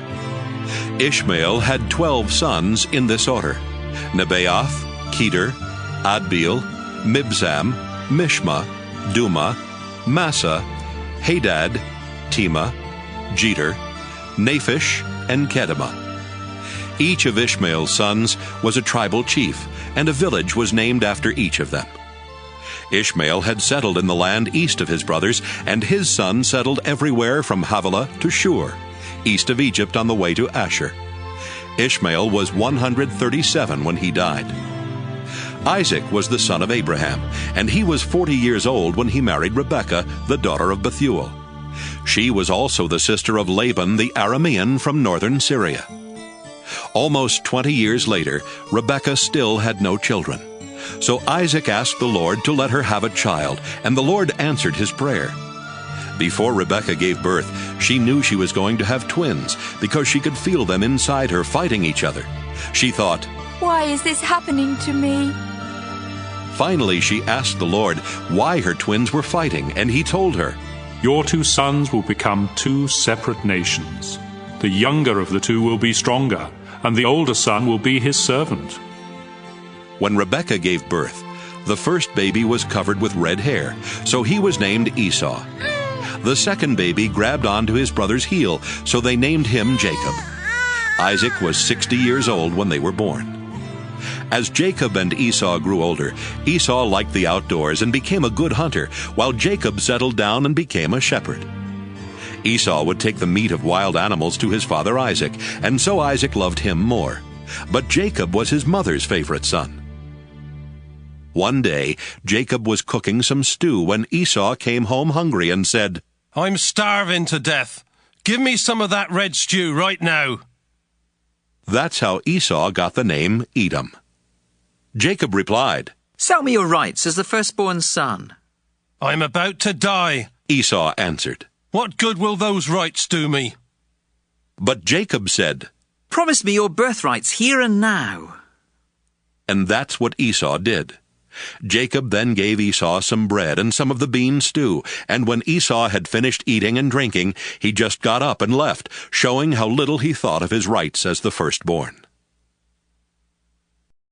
Genesis 26. Once during Abraham's lifetime, the fields had not produced enough grain, and now the same thing happened. So Isaac went to King Abimelech of the Philistines in the land of Gerar, because the Lord had appeared to Isaac and said, Isaac, stay away from Egypt. I will show you where I want you to go. You will live there as a foreigner, but I will be with you and bless you. I will keep my promise to your father Abraham by giving this land to you and your descendants. I will give you as many descendants as there are stars in the sky, and I will give your descendants all of this land. They will be a blessing to every nation on earth, because Abraham did everything I told him to do. Isaac moved to Gerar with his beautiful wife Rebekah. He was afraid that someone might kill him to get her, so he told everyone that Rebekah was his sister. After Isaac had been there a long time, King Abimelech looked out a window and saw Isaac hugging and kissing Rebekah. Abimelech called him in and said, Rebekah must be your wife. Why did you say she is your sister? Because I thought someone would kill me, Isaac answered. Don't you know what you've done? Abimelech exclaimed. If someone had slept with her, you would have made our whole nation guilty. Then Abimelech warned his people that anyone who even touched Isaac or Rebekah would be put to death. Isaac planted grain and had a good harvest that same year. The Lord blessed him, and Isaac was so successful that he became very rich. In fact, the Philistines were jealous of the large number of sheep, goats, and slaves that Isaac owned, and they stopped up the wells that Abraham's servants had dug before his death. Finally, Abimelech said, Isaac, I want you to leave our country. You have become too powerful to stay here. Isaac left and settled in Gerar Valley, where he cleaned out those wells that the Philistines had stopped up. Isaac also gave each of the wells the same name that Abraham had given to them. While his servants were digging in the valley, they found a spring-fed well. But the shepherds of Gerar Valley quarreled with Isaac's shepherds and claimed the water belonged to them. So the well was named Quarrel, because they had quarreled with Isaac. Isaac's servants dug another well, and the shepherds also quarreled about it. So that well was named Jealous. Finally, they dug one more well. There was no quarreling this time, and the well was named Lots of Room, because the Lord had given them room and would make them very successful. Isaac went on to Beersheba, where the Lord appeared to him that night, and told him, Don't be afraid. I am the God who was worshipped by your father Abraham, my servant. I will be with you and bless you, and because of Abraham, I will give you many descendants. Isaac built an altar there and worshipped the Lord. Then he set up camp, and his servants started digging a well. Meanwhile, Abimelech had left Gerar and was taking his adviser Ahuzzath and his army commander Phicol to see Isaac. When they arrived, Isaac asked, Why are you here? Didn't you send me away because you hated me? They answered, We now know for certain that the Lord is with you, and we have decided there needs to be a peace treaty between you and us. So let us make a solemn agreement not to harm each other. Remember, we have never hurt you, and when we sent you away, we let you go in peace. The Lord has truly blessed you." Isaac gave a big feast for them, and everyone ate and drank. Early the next morning, Isaac and the others made a solemn agreement. Then he let them go in peace. Later that same day, Isaac's servants came and said, "We've struck water." So Isaac named the well Shibah, and the town is still called Beersheba. When Esau was 40, he married Judith, the daughter of Beeri the Hittite, and Basemath, the daughter of Elon the Hittite. But these two women brought a lot of grief to his parents, Isaac and Rebekah. Genesis 27. After Isaac had become old and almost blind, he called in his firstborn son Esau, who asked him, "Father, what can I do for you?" Isaac replied, "I am old and might die at any time. So take your bow and arrows, then go out in the fields and kill a wild animal. Cook some of that tasty food that I love so much, and bring it to me. I want to eat it once more and give you my blessing before I die." Rebekah had been listening, and as soon as Esau left to go hunting, she said to Jacob, "I heard your father tell Esau to kill a wild animal and cook some tasty food for your father before he dies. Your father said this because he wants to bless your brother with the Lord as his witness. Now, my son, listen carefully to what I want you to do. Go and kill 2 of your best young goats and bring them to me. I'll cook the tasty food that your father loves so much. Then you can take it to him so he can eat it and give you his blessing before he dies." My brother Esau is a hairy man. Jacob reminded her, "And I am not. If my father touches me and realizes I am trying to trick him, he will put a curse on me instead of giving me a blessing." Rebekah insisted, "Let his curse fall on me. Just do what I say and bring me the meat." So Jacob brought the meat to his mother, and she cooked the tasty food that his father liked. Then she took Esau's best clothes and put them on Jacob. She also covered the smooth part of his hands and neck with goatskins, and gave him some bread and the tasty food she had cooked. Jacob went to his father and said, "Father, here I am." "Which one of my sons are you?" his father asked. Jacob replied, "I am Esau, your firstborn, and I have done what you told me. Please sit up and eat the meat I have brought. Then you can give me your blessing." Isaac asked, "My son, how did you find an animal so quickly?" The Lord your God was kind to me," Jacob answered. "My son," Isaac said, "come closer where I can touch you and find out if you really are Esau." Jacob went closer. His father touched him and said, "You sound like Jacob, but your hands feel hairy like Esau's." And so Isaac blessed Jacob, thinking he was Esau. Isaac asked, "Are you really my son Esau?" "Yes, I am," Jacob answered.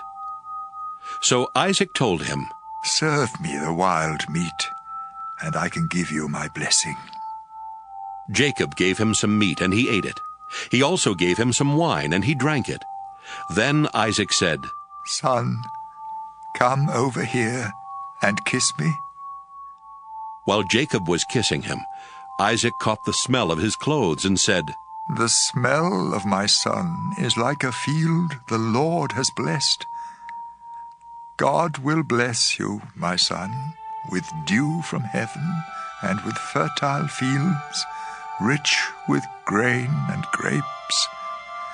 Nations will be your servants and bow down to you. You will rule over your brothers, and they will kneel at your feet. Anyone who curses you will be cursed. Anyone who blesses you will be blessed.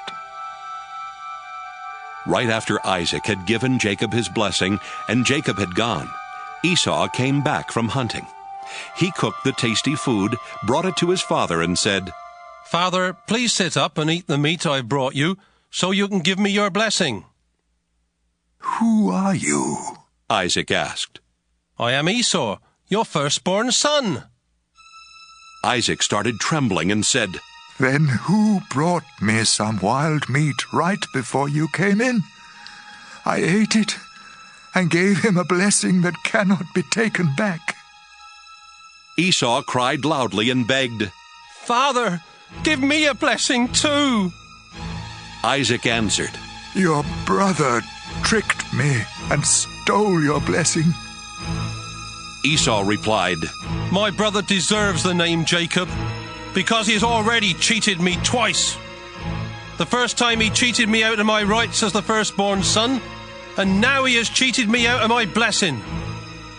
Then Esau asked his father, "Don't you still have any blessing left for me?" "My son," Isaac answered, "I have made Jacob the ruler over you and your brothers, and all of you will be his servants. I have also promised him all the grain and grapes that he needs. There's nothing left that I can do for you." "Father," Esau asked, "don't you have more than one blessing? You can surely give me a blessing too." Then Esau started crying again. So his father said, "Your home will be far from that fertile land where dew comes down from the heavens. You will live by the power of your sword and be your brother's slave. But when you decide to be free, you will break loose." Esau hated his brother Jacob because he had stolen the blessing that was supposed to be his. So he said to himself, "Just as soon as my father dies, I'll kill Jacob." When Rebekah found out what Esau planned to do, she sent for Jacob and told him, "Son, your brother Esau is just waiting for the time when he can kill you. Now listen carefully and do what I say. Go to the home of my brother Laban in Haran and stay with him for a while. When Esau stops being angry and forgets what you have done to him, I'll send for you to come home. Why should I lose both of my sons on the same day?" Rebekah later told Isaac, "Those Hittite wives of Esau are making my life miserable. If Jacob marries a Hittite woman, I'd be better off dead." Genesis 28. Isaac called in Jacob, then gave him a blessing and said, "Don't marry any of those Canaanite women.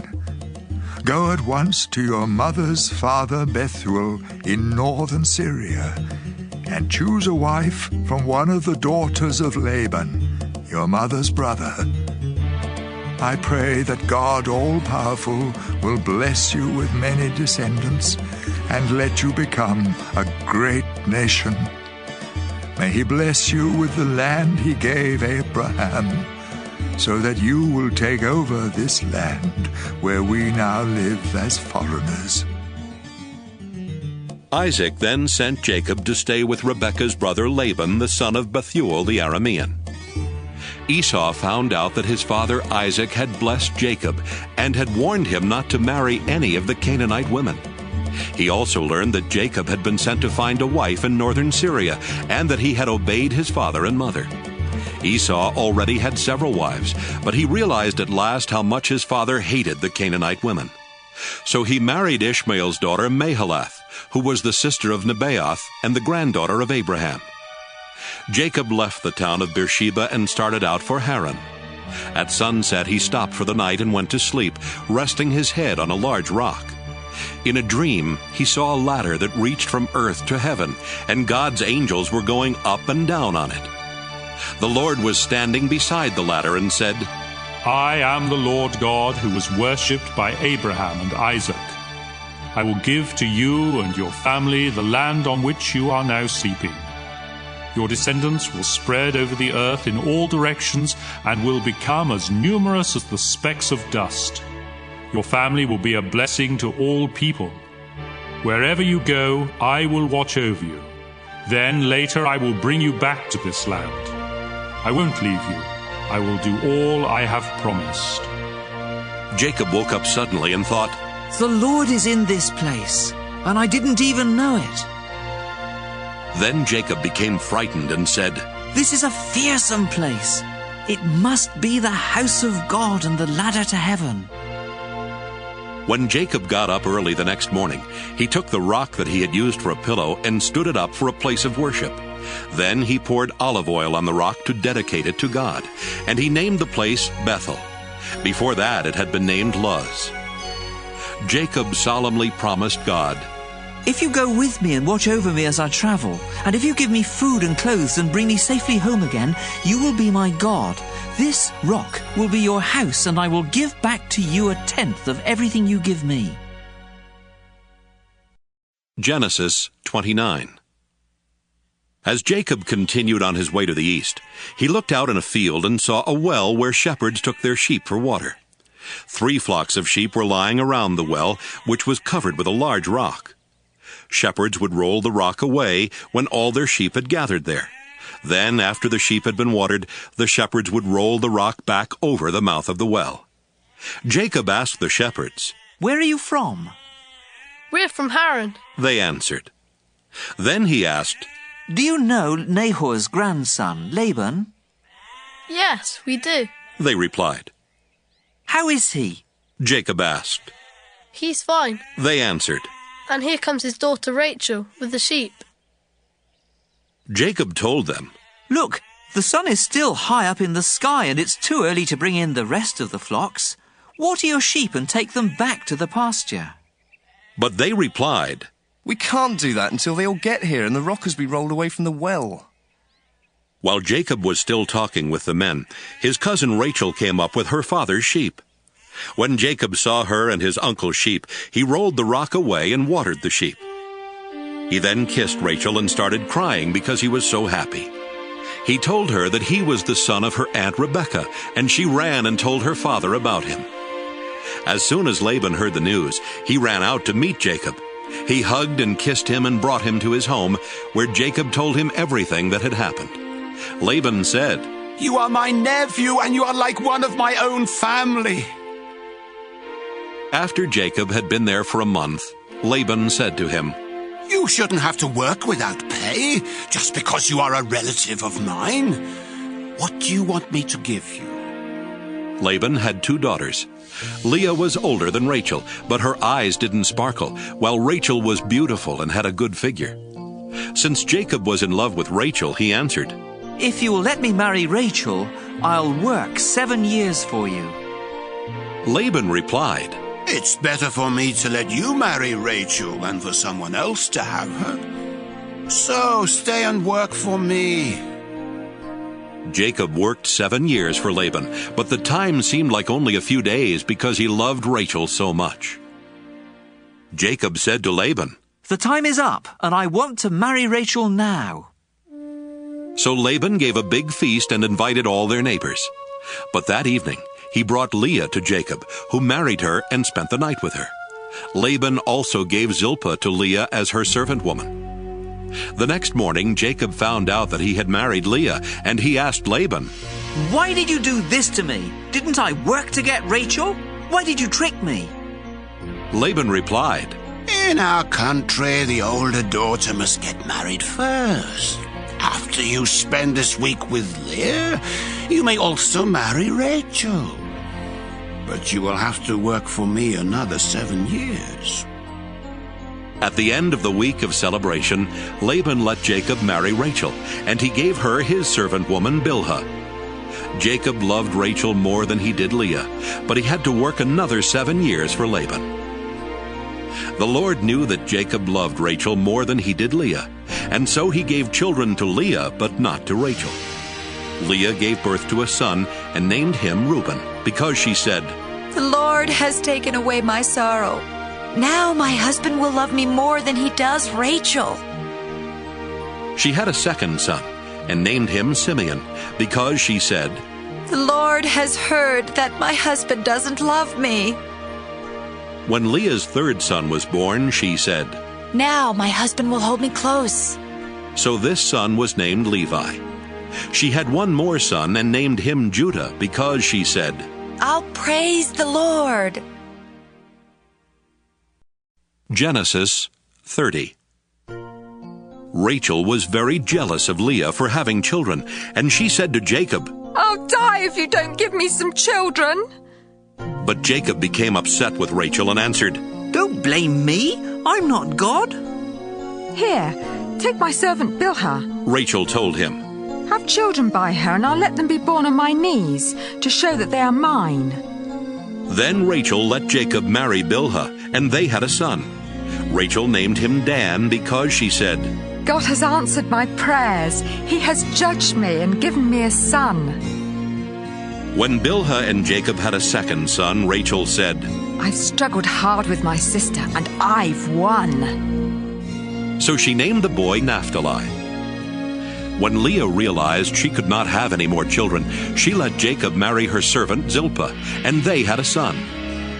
"I'm really lucky," Leah said, and she named the boy Gad.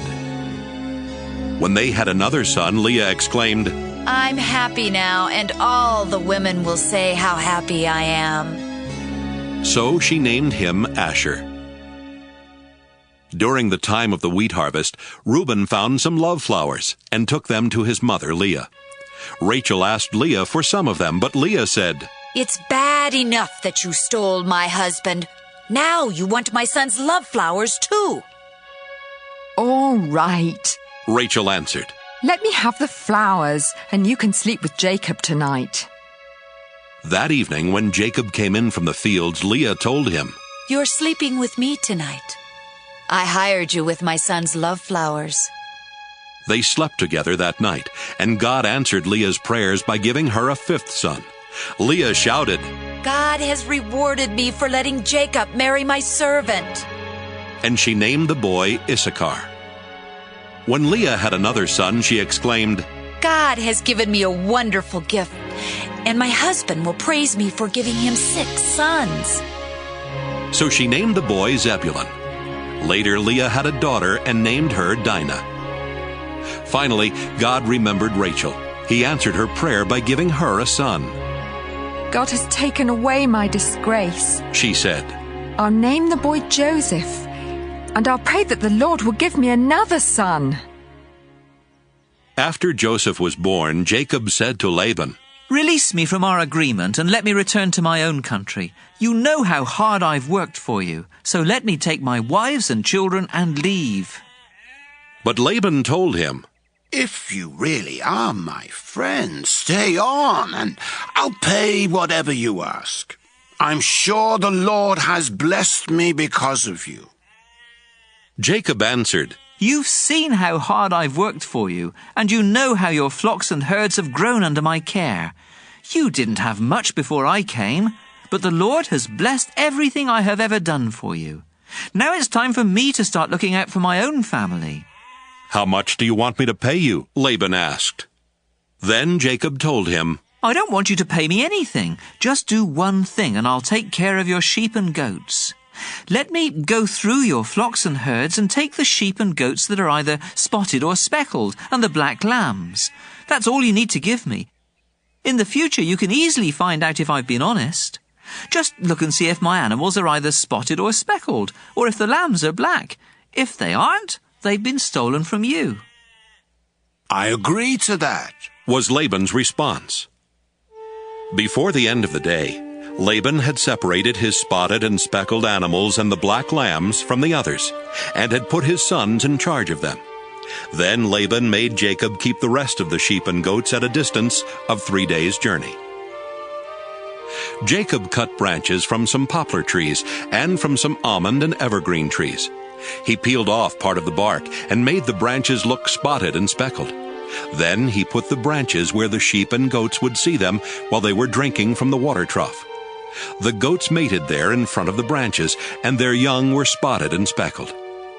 Some of the sheep that Jacob was keeping for Laban were already spotted.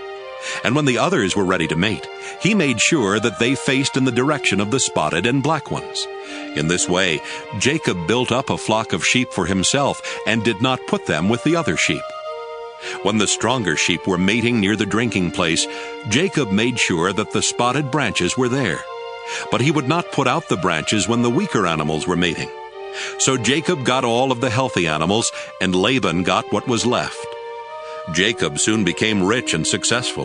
He owned many sheep, goats, camels, and donkeys, as well as a lot of slaves.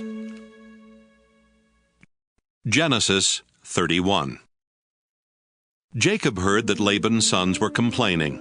Jacob is now a rich man, and he got everything he owns from our father. Jacob also noticed that Laban was not as friendly as he had been before.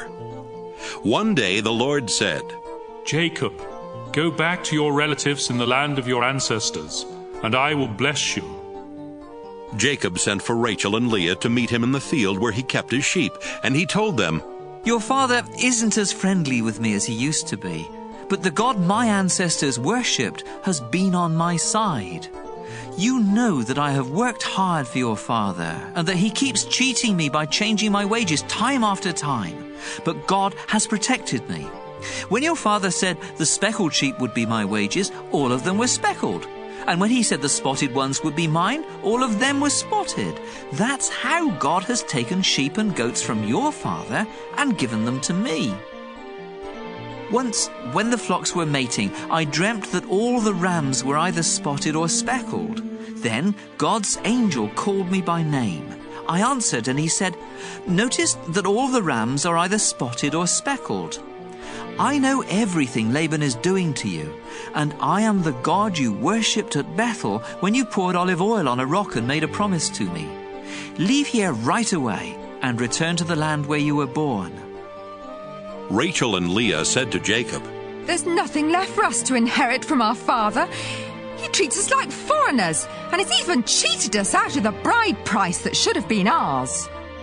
Now do whatever God tells you to do. Even the property God took from our father and gave to you really belongs to us and our children. Then Jacob, his wives, and his children got on camels and left for the home of his father Isaac in Canaan. Jacob took all of the flocks, herds, and other property that he had gotten in northern Syria. Before Rachel left, she stole the household idols while Laban was out shearing his sheep. Jacob tricked Laban the Aramean by not saying that he intended to leave. When Jacob crossed the Euphrates River and headed for the hill country of Gilead, he took with him everything he owned. 3 days later, Laban found out that Jacob had gone. So he took some of his relatives along and chased after Jacob for 7 days before catching up with him in the hill country of Gilead. But God appeared to Laban in a dream that night and warned, Don't say a word to Jacob. Don't make a threat or a promise. Jacob had set up camp in the hill country of Gilead when Laban and his relatives came and set up camp in another part of the hill country. Laban went to Jacob and said, Look, what you've done! You've tricked me and run off with my daughters like a kidnapper. Why did you sneak away without telling me? I would have given you a going-away party with singing and with music on tambourines and harps. You didn't even give me a chance to kiss my own grandchildren and daughters goodbye. That was really foolish. I could easily hurt you, but the God your father worshipped has warned me not to make any threats or promises. I can understand why you were eager to return to your father, but why did you have to steal my idols? Jacob answered, I left secretly because I was afraid you would take your daughters from me by force. If you find that any one of us has taken your idols, I'll have that person killed.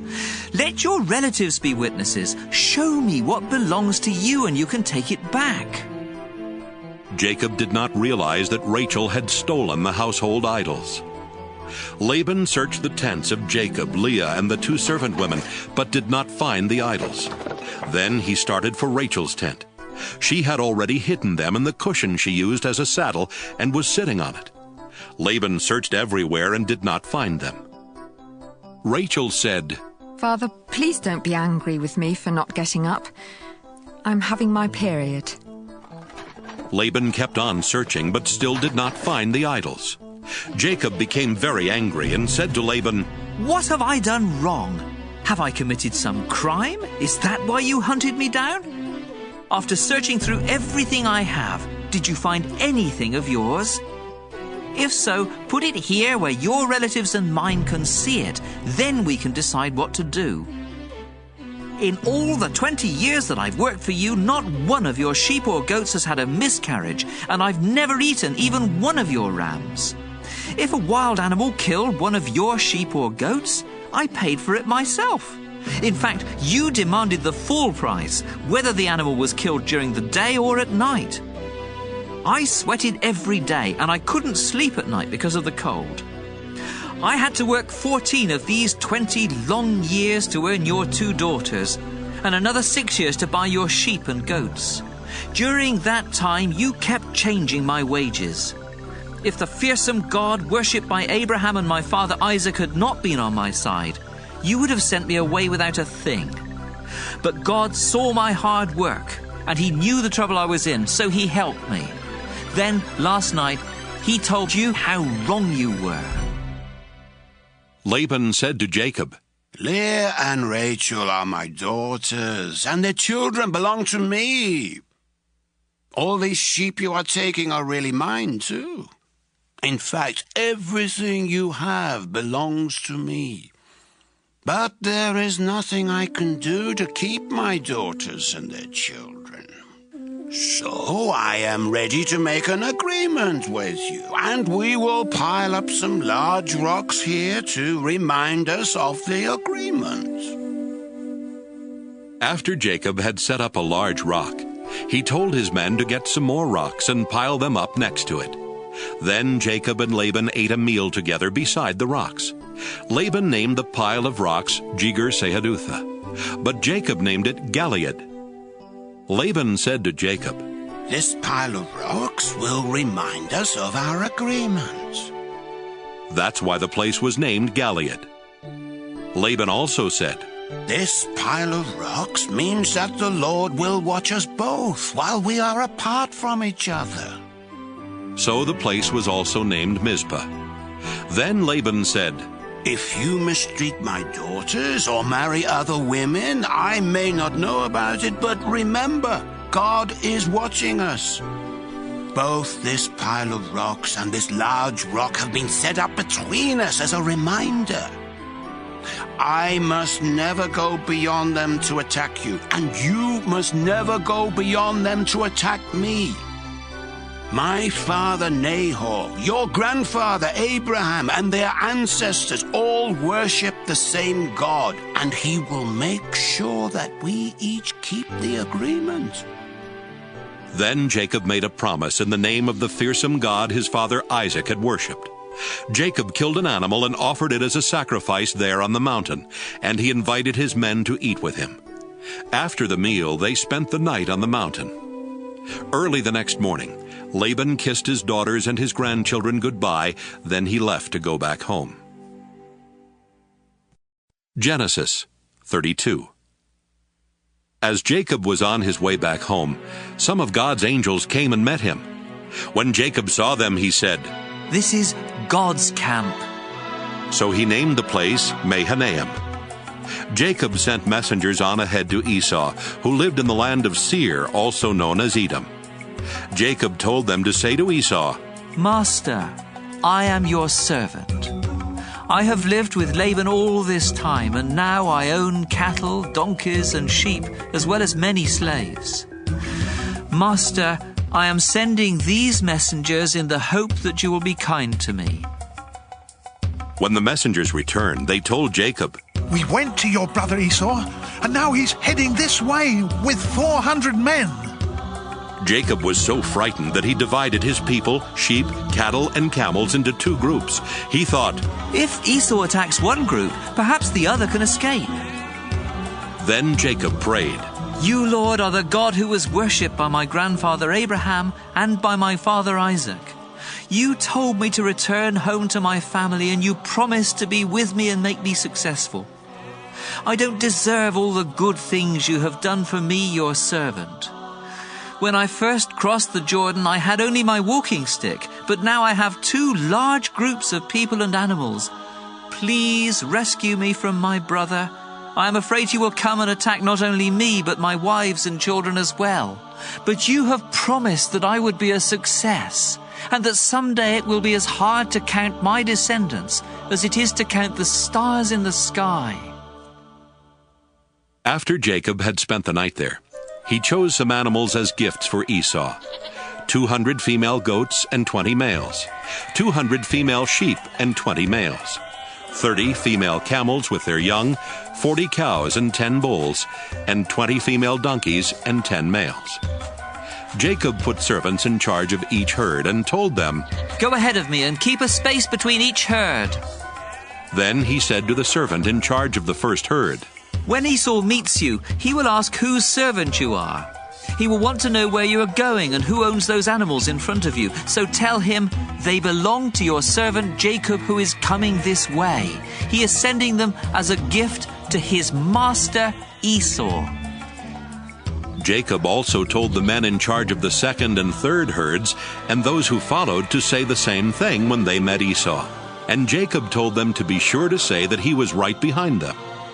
Jacob hoped the gifts would make Esau friendly, so Esau would be glad to see him when they met. Jacob's men took the gifts on ahead of him, but he spent the night in camp. Jacob got up in the middle of the night and took his wives, his 11 children, and everything he owned across to the other side of the Jabbok River for safety. Afterwards, Jacob went back and spent the rest of the night alone. A man came and fought with Jacob until just before daybreak. When the man saw that he could not win, he struck Jacob on the hip and threw it out of joint. They kept on wrestling until the man said, "Let go of me. It's almost daylight." "You can't go until you bless me," Jacob replied. Then the man asked, "What is your name?" "Jacob," he answered. The man said, "Your name will no longer be Jacob.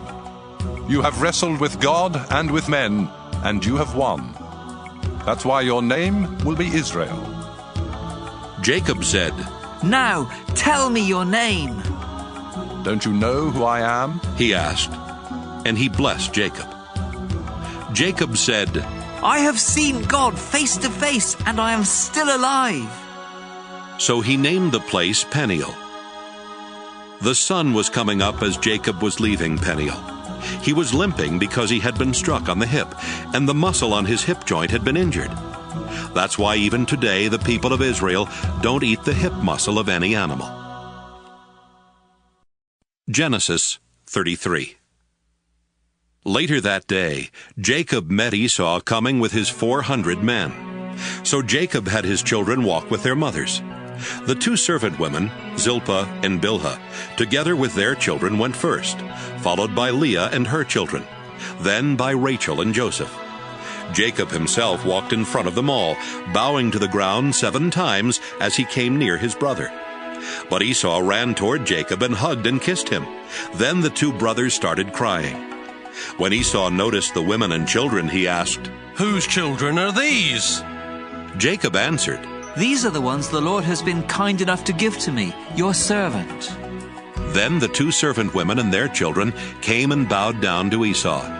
Next, Leah and her children came and bowed down. Finally, Joseph and Rachel also came and bowed down. Esau asked Jacob, "What did you mean by these herds I met along the road?" "Master," Jacob answered, "I sent them so that you would be friendly to me." "But brother, I already have plenty," Esau replied. "Keep them for yourself." "No," Jacob said. "Please accept these gifts as a sign of your friendship for me. When you welcomed me and I saw your face, it was like seeing the face of God.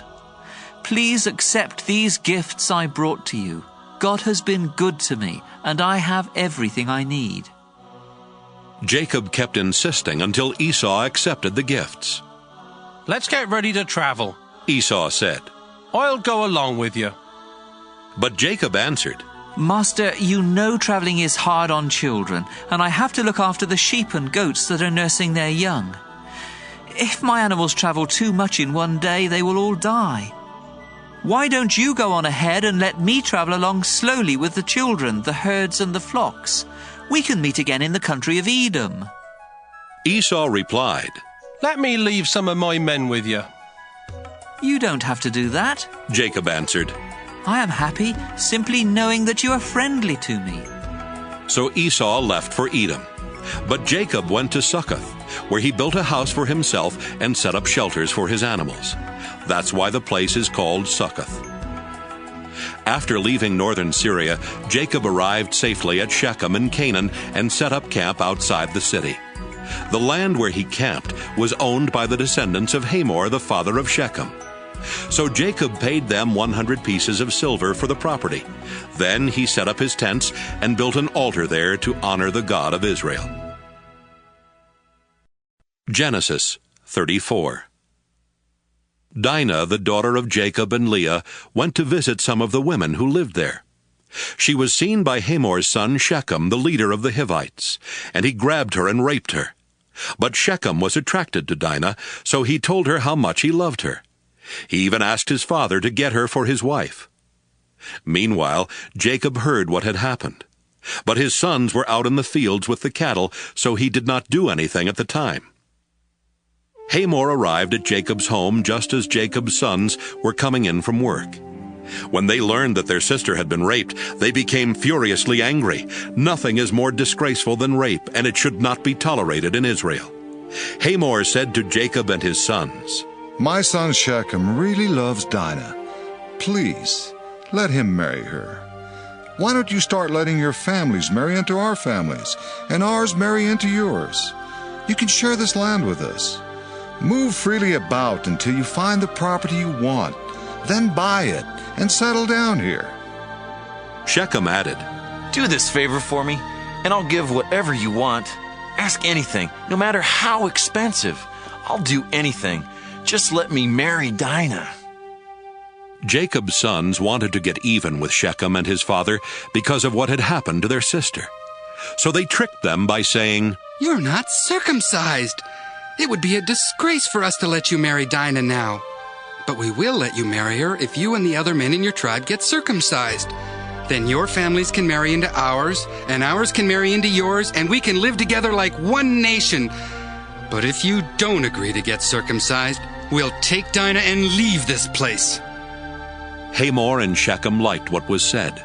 Shechem was the most respected person in his family, and he was so in love with Dinah that he hurried off to get everything done. The two men met with the other leaders of their city and told them, "These people really are friendly. Why not let them move freely about until they find the property they want? There's enough land here for them and for us.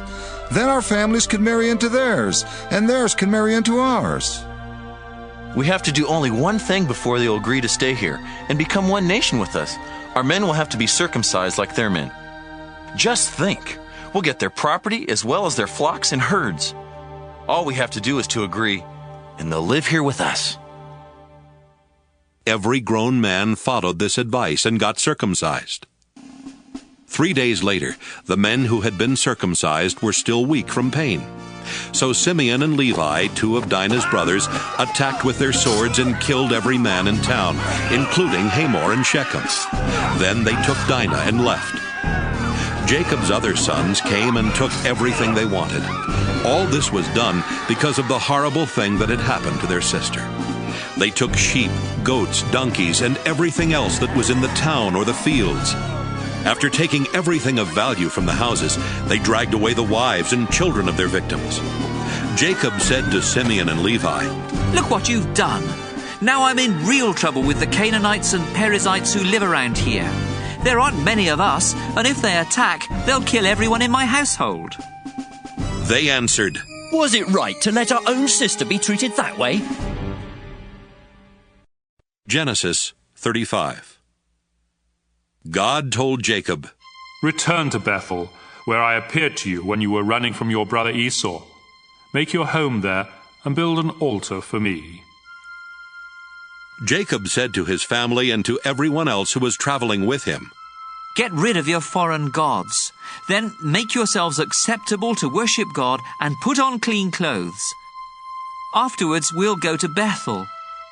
I will build an altar there for God who answered my prayers when I was in trouble and who has always been at my side." So everyone gave Jacob their idols and their earrings, and he buried them under the oak tree near Shechem.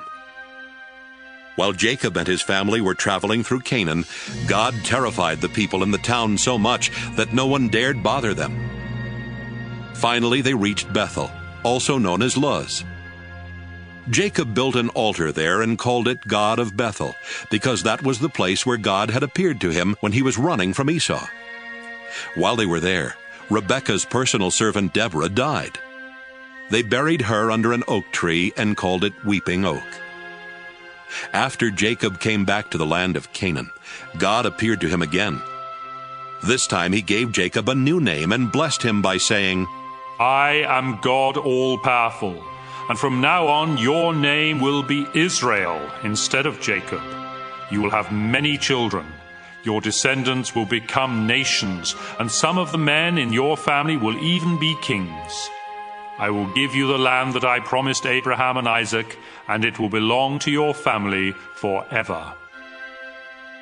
After God had gone, Jacob set up a large rock so that he would remember what had happened there. Then he poured wine and olive oil on the rock to show that it was dedicated to God, and he named the place Bethel. Jacob and his family had left Bethel and were still a long way from Ephrath when the time came for Rachel's baby to be born. She was having a rough time, but the woman who was helping her said, "Don't worry, it's a boy." Rachel was at the point of death, and right before dying she said, "I'll name him Benoni." But Jacob called him Benjamin. Rachel was buried beside the road to Ephrath, which is also called Bethlehem. Jacob set up a tombstone over her grave, and it is still there. Jacob, also known as Israel, traveled to the south of Eder Tower, where he set up camp. During their time there, Jacob's oldest son Reuben slept with Bilhah, who was one of Jacob's other wives, and Jacob found out about it. Jacob had 12 sons while living in northern Syria. His firstborn Reuben was the son of Leah, who later gave birth to Simeon, Levi, Judah, Issachar, and Zebulun. Leah's servant Zilpah had 2 sons, Gad and Asher. Jacob and his wife Rachel had Joseph and Benjamin.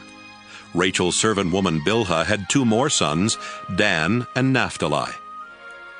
Jacob went to his father Isaac at Hebron, also called Mamre or Kiriath Arba, where Isaac's father Abraham had lived as a foreigner. Isaac died at the ripe old age of 180. Then his sons Esau and Jacob buried him. Genesis 36. Esau, also known as Edom, had many descendants. He married 3 Canaanite women. The first was Adah, the daughter of Elon the Hittite. The second was Oholibamah, the daughter of Anah and the granddaughter of Zibeon the Hivite. The third was Basemath, who was Ishmael's daughter and Nebaioth's sister. Esau and his 3 wives had 5 sons while in Canaan. Adah's son was Eliphaz. Basemath's son was Reuel. Oholibamah's 3 sons were Jeush, Jalam, and Korah. Esau took his children and wives, his relatives and servants, his animals and possessions he had gotten while in Canaan, and moved far from Jacob. He did this because the land was too crowded and could not support him and his brother with their flocks and herds. That's why Esau made his home in the hill country of Seir. Esau lived in the hill country of Seir and was the ancestor of the Edomites. Esau had 3 wives, Adah, Basemath, and Oholibamah. Here is a list of his descendants. Esau and Adah had a son named Eliphaz, whose sons were Teman, Omar, Zepho, Gatam, and Kenaz. Timnah was the other wife of Esau's son Eliphaz, and she had a son named Amalek. Esau and Basemath had a son named Reuel, whose sons were Nahath, Zerah, Shammah, and Mizah. Esau and Oholibamah had 3 sons, Jeush, Jalam, and Korah. Esau and Ada's oldest son was Eliphaz, and the clans that descended from him were Teman, Omar, Zepho, Kenaz, Korah, Gatam, and Amalek. These and Esau's other descendants lived in the land of Edom. The clans that descended from Esau and Basemath's son Reuel were Nahath, Zerah, Shammah, and Mizah. The clans that descended from Esau and Aholibamah, the daughter of Anah, were Jeush, Jalam, and Korah. All of these clans descended from Esau, who was known as Edom. Seir was from the Horite tribe that lived in Edom before the time of Esau. The clans that had descended from him were Lotan, Shobal, Zibeon, Anah, Dishon, Ezer, and Dishan. Lotan's sons were Horai and Heman. His sister was Timnah. Shobal's sons were Alvan, Manahath, Ebal, Shepho, and Onam. Zibeon's sons were Aya and Anah, the same Anah who found an oasis in the desert while taking the donkeys of his father out to pasture. Anah's children were Dishon and Aholibamah. Dishon's sons were Hemdan, Eshban, Ithran, and Kiran. Ezer's sons were Bilhan, Zaavan, and Achan. Dishan's sons were Uz and Aaron. The clans of the Horites were Lotan, Shobal, Zibeon, Anah, Dishon, Ezer, and Dishan, and they lived in the land of Seir. Before there were kings in Israel, the following kings ruled Edom one after another: Bela, son of Beor, from Dinhabah; Jobab, son of Zerah, from Basra; Husham, from the land of Teman; Hadad, son of Bedad, from Avith. Bedad had defeated the Midianites in Moab; Samlah, from Masrekah; Shaul, from the city of Rehoboth on the Euphrates River; Baal-Hanan, son of Akbor; Hadar, from the city of Pau. His wife Mehetabel was the daughter of Matred and the granddaughter of Mezahab. The clans that descended from Esau took their names from their families and the places where they lived. They are Timnah, Alva, Jethath, Aholibamah, Elah, Pinon, Kenaz, Teman, Mibzar, Magdiel, and Iram. These clans descended from Esau, who was known as Edom, the father of the Edomites. They took their names from the places where they settled. Genesis 37. Jacob lived in the land of Canaan, where his father Isaac had lived, and this is the story of his family. When Jacob's son Joseph was 17 years old, he took care of the sheep with his brothers, the sons of Bilhah and Zilpah. But he was always telling his father all sorts of bad things about his brothers. Jacob loved Joseph more than he did any of his other sons, because Joseph was born after Jacob was very old. Jacob had given Joseph a fancy coat to show that he was his favorite son, and so Joseph's brothers hated him and would not be friendly to him. One day, Joseph told his brothers what he had dreamed, and they hated him even more. Joseph said, "Let me tell you about my dream. We were out in the field, tying up bundles of wheat. Suddenly, my bundle stood up, and your bundles gathered round and bowed down to it." His brothers asked, "Do you really think you're going to be king and rule over us?" Now they hated Joseph more than ever because of what he had said about his dream. Joseph later had another dream, and he told his brothers, "Listen to what else I dreamed. The sun, the moon, and 11 stars bowed down to me." When he told his father about this dream, his father became angry and said, "What's that supposed to mean? Are your mother and I and your brothers all going to come and bow down in front of you?" Joseph's brothers were jealous of him, but his father kept wondering about the dream. One day when Joseph's brothers had taken the sheep to a pasture near Shechem, his father Jacob said to him, "I want you to go to your brothers. They are with the sheep near Shechem." "Yes, sir," Joseph answered. His father said, "Go and find out how your brothers and the sheep are doing. Then come back and let me know." So he sent him from Hebron Valley. Joseph was near Shechem and wandering through the fields when a man asked, "What are you looking for?" Joseph answered, "I'm looking for my brothers who are watching the sheep. Can you tell me where they are?" "They're not here anymore," the man replied. I overheard them say they were going to Dothan. Joseph left and found his brothers in Dothan. But before he got there, they saw him coming and made plans to kill him. They said to one another, "Look, here comes the hero of those dreams. Let's kill him and throw him into a pit and say that some wild animal ate him. Then we'll see what happens to those dreams." Reuben heard this and tried to protect Joseph from them. "Let's not kill him," he said. "Don't murder him or even harm him.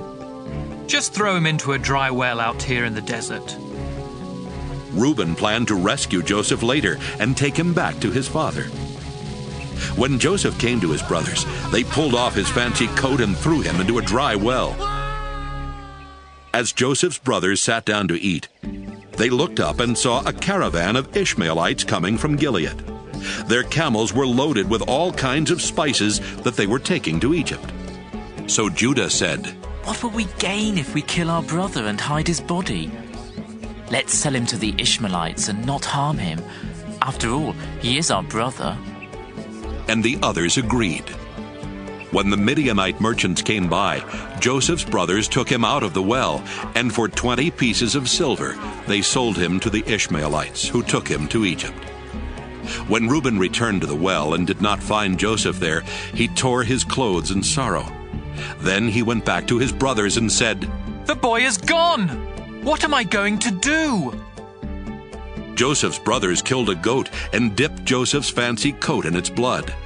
After this, they took the coat to their father and said, "We found this.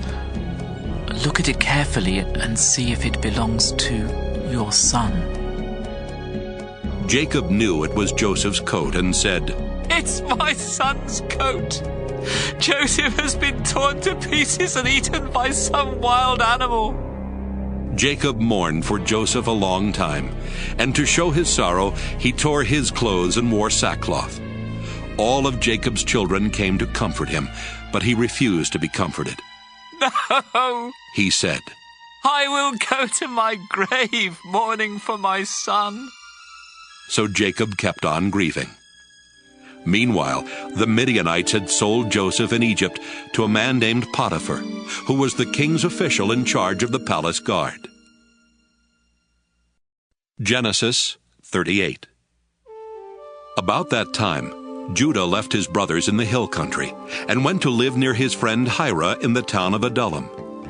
While there, he met the daughter of Shua, a Canaanite man.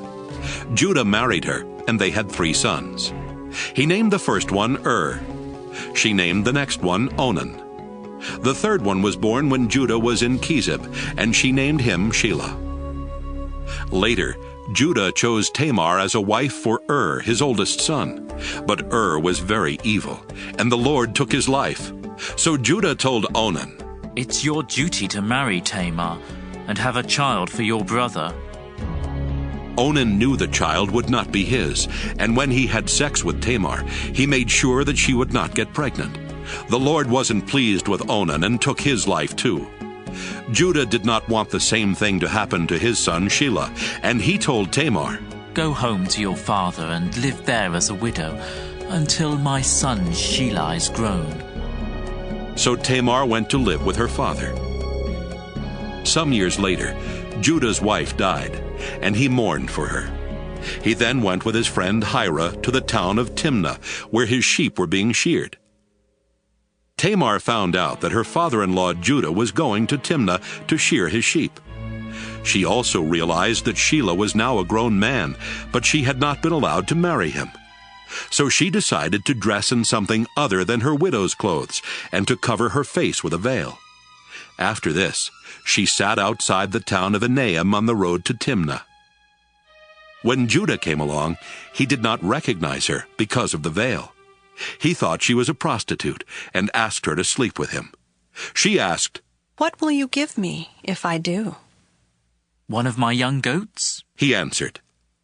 "What will you give me to keep until you send the goat?" she asked. "What do you want?" he asked in return. "The ring on that cord around your neck," was her reply. "I also want the special walking stick you have with you." He gave them to her. They slept together, and she became pregnant. After returning home, Tamar took off the veil and dressed in her widow's clothes again. Judah had his friend Hira take a goat to the woman, so he could get back the ring and walking stick, but she wasn't there. Hira asked the people of Enaim, "Where is the prostitute who sat along the road outside your town?" "There's never been one here," they answered. Hira went back and told Judah, "I couldn't find the woman, and the people of Enaim said no prostitute had ever been there." "If you couldn't find her, we'll just let her keep the things I gave her," Judah answered. "And we'd better forget about the goat, or else we'll look like fools." About 3 months later, someone told Judah, "Your daughter-in-law Tamar has behaved like a prostitute, and now she's pregnant." "Drag her out of town and burn her to death," Judah shouted. As Tamar was being dragged off, she sent someone to tell her father-in-law, "The man who gave me this ring, this cord, and this walking stick is the one who got me pregnant." "Those are mine," Judah admitted. "She's a better person than I am, because I broke my promise to let her marry my son Shelah." After this, Judah never slept with her again. Tamar later gave birth to twins, but before either of them was born, one of them stuck a hand out of her womb. The woman who was helping tied a red thread around the baby's hand and explained, "This one came out first." Right away his hand went back in, and the other child was born first. The woman then said, "What an opening you've made for yourself." So they named the baby Perez. When the brother with the red thread came out, they named him Zerah. Genesis 39. The Ishmaelites took Joseph to Egypt and sold him to Potiphar, the king's official in charge of the palace guard. So Joseph lived in the home of Potiphar, his Egyptian owner. Soon Potiphar realized that the Lord was helping Joseph to be successful in whatever he did. Potiphar liked Joseph and made him his personal assistant, putting him in charge of his house and all of his property. Because of Joseph, the Lord began to bless Potiphar's family and fields. Potiphar left everything up to Joseph, and with Joseph there, the only decision he had to make was what he wanted to eat. Joseph was well-built and handsome, and Potiphar's wife soon noticed him. She asked him to make love to her, but he refused and said, "My master isn't worried about anything in his house because he has placed me in charge of everything he owns. No one in my master's house is more important than I am. The only thing he hasn't given me is you, and that's because you are his wife. I won't sin against God by doing such a terrible thing as this." She kept begging Joseph day after day, but he refused to do what she wanted or even to go near her. One day, Joseph went to Potiphar's house to do his work, and none of the other servants were there. Potiphar's wife grabbed hold of his coat and said, "Make love to me." Joseph ran out of the house, leaving her hanging onto his coat. When this happened, she called in her servants and said, "Look, this Hebrew has come just to make fools of us. He tried to rape me, but I screamed for help, and when he heard me scream, he ran out of the house, leaving his coat with me." Potiphar's wife kept Joseph's coat until her husband came home. Then she said, "That Hebrew slave of yours tried to rape me, but when I screamed for help, he left his coat and ran out of the house." Potiphar became very angry and threw Joseph in the same prison where the king's prisoners were kept. While Joseph was in prison, the Lord helped him and was good to him. He even made the jailer like Joseph so much that he put him in charge of the other prisoners and of everything that was done in the jail. The jailer did not worry about anything because the Lord was with Joseph and made him successful in all that he did. Genesis 40. While Joseph was in prison, both the king's personal servant and his chief cook made the king angry, so he had them thrown into the same prison with Joseph. They spent a long time in prison, and Potiphar, the official in charge of the palace guard, made Joseph their servant. One night, each of the two men had a dream, but their dreams had different meanings. The next morning, when Joseph went to see the men, he could tell they were upset, and he asked, "Why are you so worried today?" "We each had a dream last night, They answered, "And there's no one to tell us what they mean." Joseph replied, "Doesn't God know the meaning of dreams? Now, tell me what you dreamed." The king's personal servant told Joseph, "In my dream, I saw a vine with 3 branches. As soon as it budded, it blossomed, and its grapes became ripe. I held the king's cup and squeezed the grapes into it. Then I gave the cup to the king." Joseph said, "This is the meaning of your dream. The 3 branches stand for 3 days, and in 3 days the king will pardon you. He will make you his personal servant again, and you will serve him his wine just as you used to do. But when these good things happen, please don't forget to tell the king about me so I can get out of this place. I was kidnapped from the land of the Hebrews, and here in Egypt I haven't done anything to deserve being thrown in jail." When the chief cook saw that Joseph had given a good meaning to the dream, he told Joseph, "I also had a dream. In it, I was carrying 3 bread baskets stacked on top of my head. The top basket was full of all kinds of baked things for the king, but birds were eating them." Joseph said, "This is the meaning of your dream. The 3 baskets are 3 days, and in 3 days the king will cut off your head. He will hang your body on a pole, and birds will come and peck at it." 3 days later, while the king was celebrating his birthday with a dinner for his officials, he sent for his personal servant and the chief cook. He put the personal servant back in his old job and had the cook put to death. Everything happened just as Joseph had said it would, but the king's personal servant completely forgot about Joseph. Genesis 41. 2 years later, the king of Egypt dreamed he was standing beside the Nile River. Suddenly, 7 fat, healthy cows came up from the river and started eating grass along the bank. Then 7 ugly, skinny cows came up out of the river and ate the fat, healthy cows. When this happened, the king woke up. The king went back to sleep and had another dream. This time, 7 full heads of grain were growing on a single stalk. Later, 7 other heads of grain appeared, but they were thin and scorched by the east wind. The thin heads of grain swallowed the 7 full heads. Again the king woke up, and it had only been a dream. The next morning the king was upset, so he called in his magicians and wise men and told them what he had dreamed. None of them could tell him what the dreams meant. The king's personal servant said, "Now I remember what I was supposed to do. When you were angry with me and your chief cook, you threw us both in jail in the house of the captain of the guard. One night we both had dreams, and each dream had a different meaning. A young Hebrew, who was a servant of the captain of the guard, was there with us at the time. When we told him our dreams, he explained what each of them meant, and everything happened just as he said it would. I got my job back, and the cook was put to death." The king sent for Joseph, who was quickly brought out of jail. He shaved, changed his clothes, and went to the king. The king said to him, "I had a dream, yet no one can explain what it means. I am told that you can interpret dreams." "Your Majesty," Joseph answered, "I can't do it myself, but God can give a good meaning to your dreams." The king told Joseph, "I dreamed I was standing on the bank of the Nile River. I saw 7 fat, healthy cows come up out of the river. They began feeding on the grass. Next, 7 skinny, bony cows came up out of the river. I have never seen such terrible-looking cows anywhere in Egypt.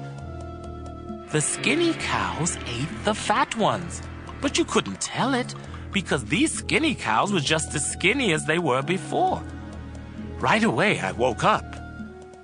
I also dreamed that I saw 7 heads of grain growing on one stalk.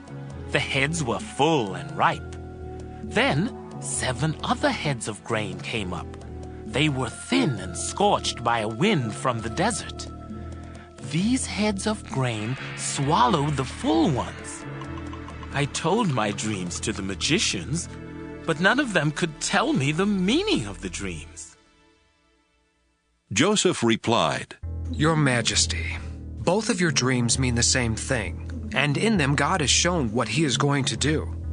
The 7 good cows stand for 7 years, and so do the 7 good heads of grain. The 7 skinny, ugly cows that came up later also stand for 7 years, as do the 7 bad heads of grain that were scorched by the east wind. The dreams mean there will be 7 years when there won't be enough grain.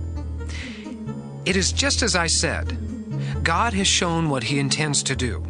For 7 years, Egypt will have more than enough grain, but that will be followed by 7 years when there won't be enough.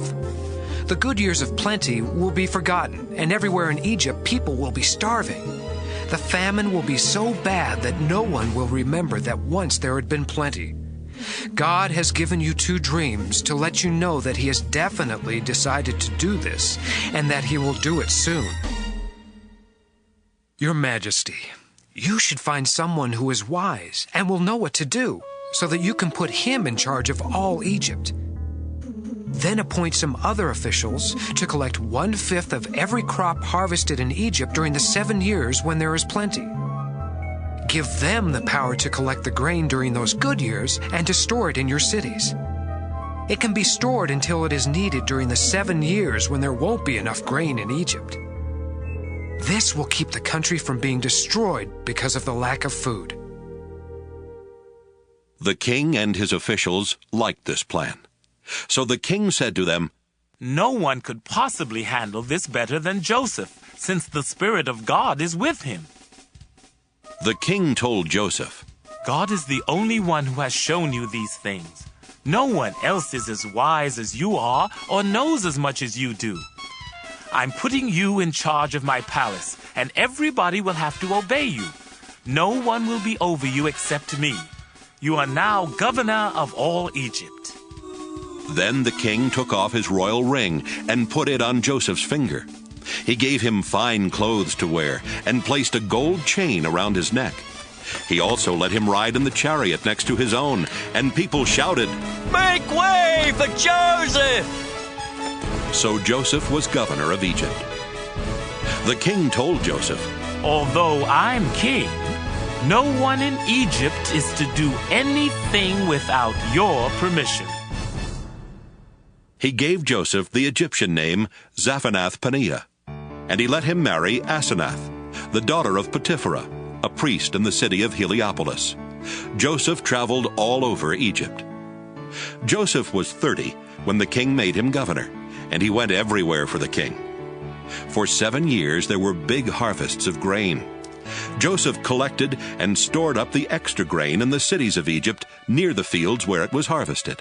In fact, there was so much grain that they stopped keeping record, because it was like counting the grains of sand along the beach.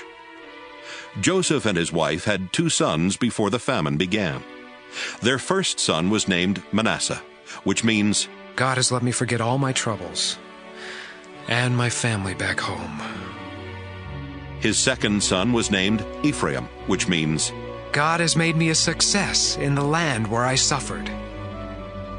Egypt's 7 years of plenty came to an end, and the 7 years of famine began, just as Joseph had said. There was not enough food in other countries, but all over Egypt there was plenty. When the famine finally struck Egypt, the people asked the king for food, but he said, Go to Joseph and do what he tells you to do. The famine became bad everywhere in Egypt, so Joseph opened the storehouses and sold the grain to the Egyptians. People from all over the world came to Egypt because the famine was severe in their countries. Genesis 42. When Jacob found out there was grain in Egypt, he said to his sons, Why are you just sitting here, staring at one another? I have heard there is grain in Egypt. Now go down and buy some so we won't starve to death. 10 of Joseph's brothers went to Egypt to buy grain. But Jacob did not send Joseph's younger brother Benjamin with them. He was afraid that something might happen to him. So Jacob's sons joined others from Canaan who were going to Egypt because of the terrible famine. Since Joseph was governor of Egypt and in charge of selling grain, his brothers came to him and bowed with their faces to the ground. They did not recognize Joseph, but right away he knew who they were, though he pretended not to know. Instead, he spoke harshly and asked, "Where do you come from?" "From the land of Canaan," they answered. "We've come here to buy grain." Joseph remembered what he had dreamed about them and said, "You're spies! You've come here to find out where our country is weak." "No, sir," they replied. "We're your servants, and we have only come to buy grain. We're honest men, and we come from the same family. We're not spies." "That isn't so," Joseph insisted. "You've come here to find out where our country is weak." But they explained, "Sir, we come from a family of 12 brothers. The youngest is still with our father in Canaan, and one of our brothers is dead." Joseph replied, "It's just like I said. You're spies, and I'm going to find out who you really are. I swear by the life of the king that you won't leave this place until your youngest brother comes here. Choose one of you to go after your brother while the rest of you stay here in jail. That will show whether you are telling the truth. But if you are lying, I swear by the life of the king that you are spies." Joseph kept them all under guard for 3 days before saying to them, "Since I respect God, I'll give you a chance to save your lives. If you are honest men, one of you must stay here in jail, and the rest of you can take the grain back to your starving families. But you must bring your youngest brother to me. Then I'll know that you are telling the truth, and you won't be put to death." Joseph's brothers agreed and said to one another, "We're being punished because of Joseph. We saw the trouble he was in, but we refused to help him when he begged us. That's why these terrible things are happening." Reuben spoke up. "Didn't I tell you not to harm the boy? But you wouldn't listen. And now we have to pay the price for killing him." They did not know that Joseph could understand them, since he was speaking through an interpreter. Joseph turned away from them and cried, but soon he turned back and spoke to them again. Then he had Simeon tied up and taken away while they watched. Joseph gave orders for his brothers' grain sacks to be filled with grain, and for their money to be put in their sacks. He also gave orders for them to be given food for their journey home. After this was done, they each loaded the grain on their donkeys and left. When they stopped for the night, one of them opened his sack to get some grain for his donkey, and right away he saw his money bag. "Here's my money," he told his brothers. "Right here in my sack." They were trembling with fear as they stared at one another and asked themselves, "What has God done to us?" When they returned to the land of Canaan, they told their father Jacob everything that had happened to them. "The governor of Egypt was rude and treated us like spies. But we told him we're honest men, not spies. We come from a family of 12 brothers. The youngest is still with our father in Canaan, and the other is dead." Then the governor of Egypt told us, "I'll find out if you really are honest. Leave one of your brothers here with me while you take the grain to your starving families. But bring your youngest brother to me, so I can be certain that you are honest men and not spies. After that, I'll let your other brother go free, and you can stay here and trade." When the brothers started emptying their sacks of grain, they found their money bags in them. They were frightened, and so was their father Jacob, who said, "You have already taken my sons Joseph and Simeon from me, and now you want to take away Benjamin. Everything is against me." Reuben spoke up. "Father, if I don't bring Benjamin back, you can kill both of my sons. Trust me with him, and I will bring him back." But Jacob said, "I won't let my son Benjamin go down to Egypt with the rest of you. His brother is already dead, and he is the only son I have left. I am an old man, and if anything happens to him on the way, I'll die from sorrow, and all of you will be to blame." Genesis 43. The famine in Canaan got worse. until finally Jacob's family had eaten all the grain they had bought in Egypt. So Jacob said to his sons, "Go back and buy some more grain." Judah replied, "The governor strictly warned us that we would not be allowed to see him unless we brought our youngest brother with us. If you let us take Benjamin along, we will go and buy grain, but we won't go without him." Jacob asked, "Why did you cause me so much trouble by telling the governor you had another brother?" They answered, "He asked a lot of questions about us and our family. He wanted to know if you were still alive and if we had any more brothers. All we could do was answer his questions. How could we know he would tell us to bring along our brother?" Then Judah said to his father, "Let Benjamin go with me, and we will leave right away, so that none of us will starve to death. I promise to bring him back safely, and if I don't, you can blame me as long as I live. If we had not wasted all this time, we could already have been there and back twice." Their father said, "If Benjamin must go with you, take the governor a gift of some of the best things from our own country, such as perfume, honey, spices, pistachio nuts and almonds. Also, take along twice the amount of money for the grain, because there must have been some mistake when the money was put back in your sacks. Take Benjamin with you and leave right away. When you go in to see the governor, I pray that God all-powerful will be good to you, and that the governor will let your other brother and Benjamin come back home with you.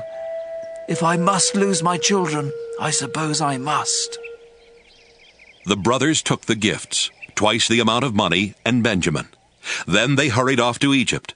When they stood in front of Joseph, he saw Benjamin and told the servant in charge of his house, "Take these men to my house. Slaughter an animal and cook it so they can eat with me at noon." The servant did as he was told and took the brothers to Joseph's house.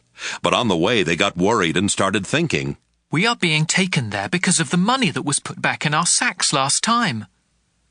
He will arrest us, make us his slaves, and take our donkeys." So when they arrived at Joseph's house, they said to the servant in charge, "Sir, we came to Egypt once before to buy grain. But when we stopped for the night, we each found in our grain sacks the exact amount we had paid. We have brought that money back, together with enough money to buy more grain. We don't know who put the money in our sacks." "It's all right," the servant replied. "Don't worry. The God you and your father worship must have put the money there, because I received your payment in full."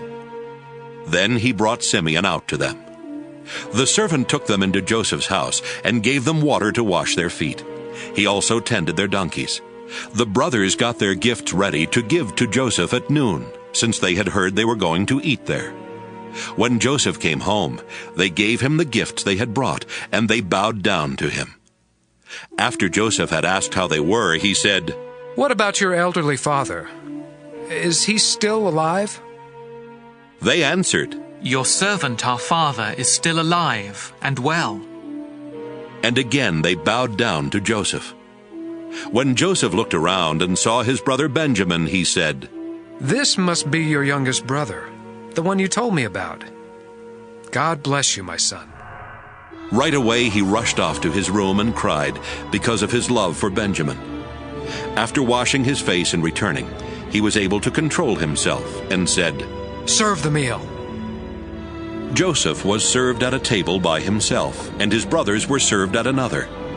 The Egyptians sat at yet another table, because Egyptians felt it was disgusting to eat with Hebrews. To the surprise of Joseph's brothers, they were seated in front of him according to their ages, from the oldest to the youngest. They were served food from Joseph's table, and Benjamin was given 5 times as much as each of the others. So Joseph's brothers drank with him and had a good time. Genesis 44. Later, Joseph told the servant in charge of his house, "Fill the men's grain sacks with as much as they can hold, and put their money in the sacks. Also, put my silver cup in the sack of the youngest brother." The servant did as he was told. Early the next morning, the men were sent on their way with their donkeys. But they had not gone far from the city when Joseph told the servant, Go after those men. When you catch them, say, 'My master has been good to you, so why have you stolen his silver cup?' Not only does he drink from his cup, but he also uses it to learn about the future. You have done a terrible thing." When the servant caught up with them, he said exactly what Joseph had told him to say. But they replied, "Sir, why do you say such things? We would never do anything like that." We even returned the money we found in our grain sacks when we got back to Canaan. So why would we want to steal any silver or gold from your master's house? If you find that one of us has the cup, then kill him, and the rest of us will become your slaves." "Good," the man replied. "I'll do what you have said, but only the one who has the cup will become my slave. The rest of you can go free." Each of the brothers quickly put his sack on the ground and opened it. Joseph's servants started searching the sacks, beginning with the one that belonged to the oldest brother. When he came to Benjamin's sack, he found the cup. This upset the brothers so much that they began tearing their clothes in sorrow. Then they loaded their donkeys and returned to the city. When Judah and his brothers got there, Joseph was still at home. So they bowed down to Joseph, who asked them, "What have you done? Didn't you know I could find out?" "Sir, what can we say?" Judah replied. "How can we prove we are innocent? God has shown that we are guilty, and now all of us are your slaves, especially the one who had the cup." Joseph told them, "I would never punish all of you. Only the one who was caught with the cup will become my slave. The rest of you are free to go home to your father." Judah went over to Joseph and said, "Sir, you have as much power as the king himself, and I am only your slave. Please don't get angry if I speak. You asked us if our father was still alive and if we had any more brothers. So we told you. Our father is a very old man. In fact, he was already old when Benjamin was born. Benjamin's brother is dead. Now Benjamin is the only one of the two brothers who is still alive, and our father loves him very much. You ordered us to bring him here so you could see him for yourself. We told you that our father would die if Benjamin left him. But you warned us that we could never see you again unless our youngest brother came with us. So we returned to our father and reported what you had said. Later, our father told us to come back here and buy more grain. But we answered, 'We can't go back to Egypt without our youngest brother.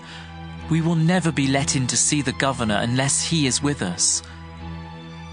Sir, our father then reminded us that his favorite wife had given birth to 2 sons. One of them was already missing and had not been seen for a long time. My father thinks the boy was torn to pieces by some wild animal, and he said, 'I am an old man. If you take Benjamin from me and something happens to him, I will die of a broken heart.' That's why Benjamin must be with us when I go back to my father. He loves him so much that he will die if Benjamin doesn't come back with me. I promised my father that I would bring him safely home. If I don't, I told my father he could blame me the rest of my life. Sir, I am your slave. Please let me stay here in place of Benjamin, and let him return home with his brothers. How can I face my father if Benjamin isn't with me? I couldn't bear to see my father in such sorrow." Genesis 45. Since Joseph could no longer control his feelings in front of his servants, he sent them out of the room. When he was alone with his brothers, he told them, "I am Joseph." Then he cried so loudly that the Egyptians heard him and told about it in the king's palace. Joseph asked his brothers if his father was still alive, but they were too frightened to answer. Joseph told them to come closer to him, and when they did, he said, "Yes, I am your brother Joseph, the one you sold into Egypt. Don't worry or blame yourselves for what you did. God is the one who sent me ahead of you to save lives.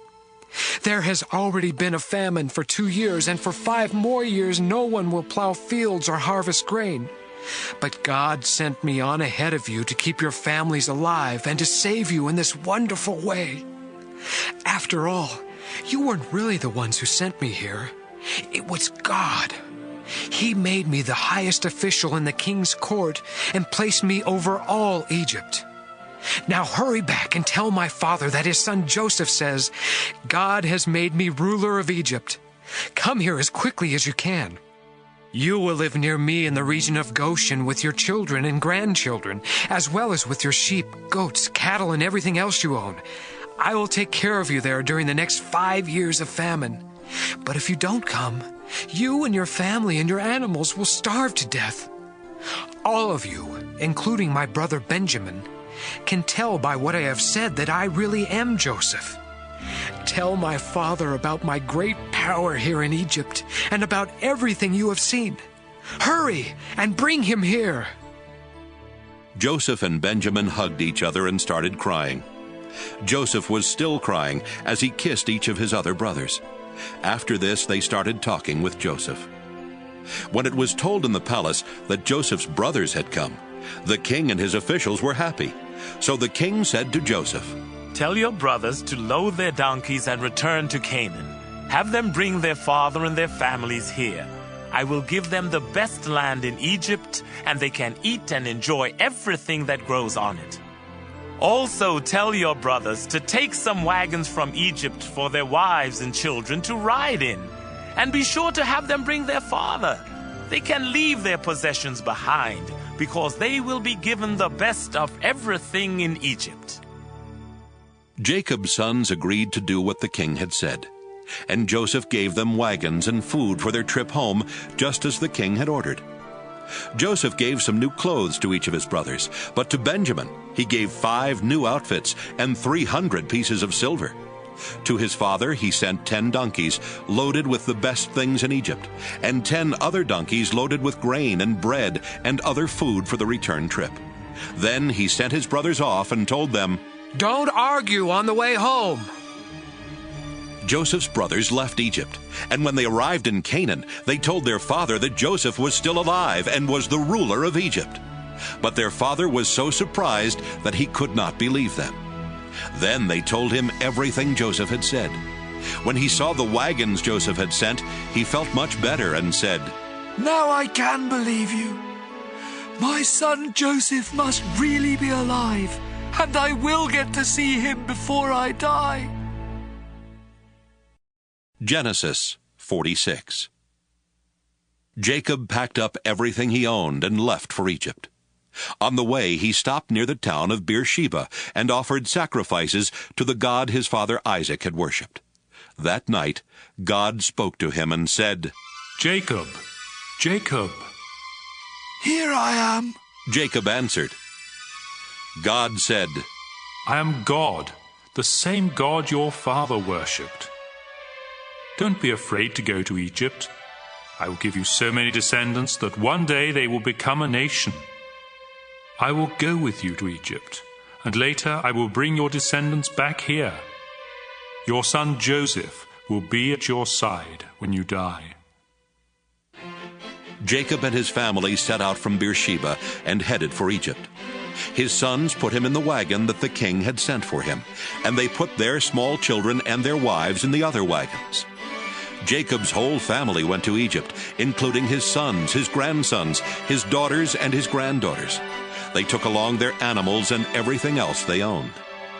When Jacob went to Egypt, his children who were born in northern Syria also went along with their families.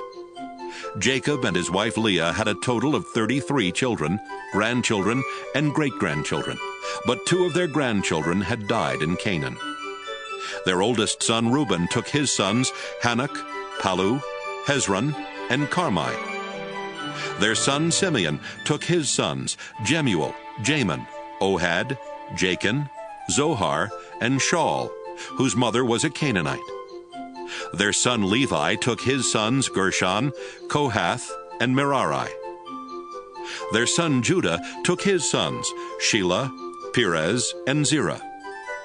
Judah's sons and Onan had died in Canaan. Judah's son Perez took his sons Hezron and Hamel. Their son Issachar took his sons Tola, Puvah, Jashub, and Shimron. Their son Zebulun took his sons Sirad, Elon, and Jaleel.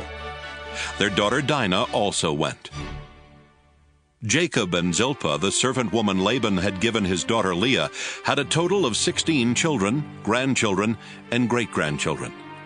Their son Gad took his sons Ziphion, Haggai, Shunai, Esbon, Eri, Arodi, and Areli. Their son Asher took his sons Imnah, Ishva, Ishvi, and Beriah, who took his sons Heber and Malchiel. Serah, the daughter of Asher, also went. Jacob and Rachel had 14 children and grandchildren.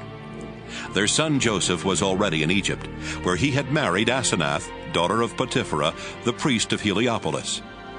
Joseph and Asenath had 2 sons, Manasseh and Ephraim.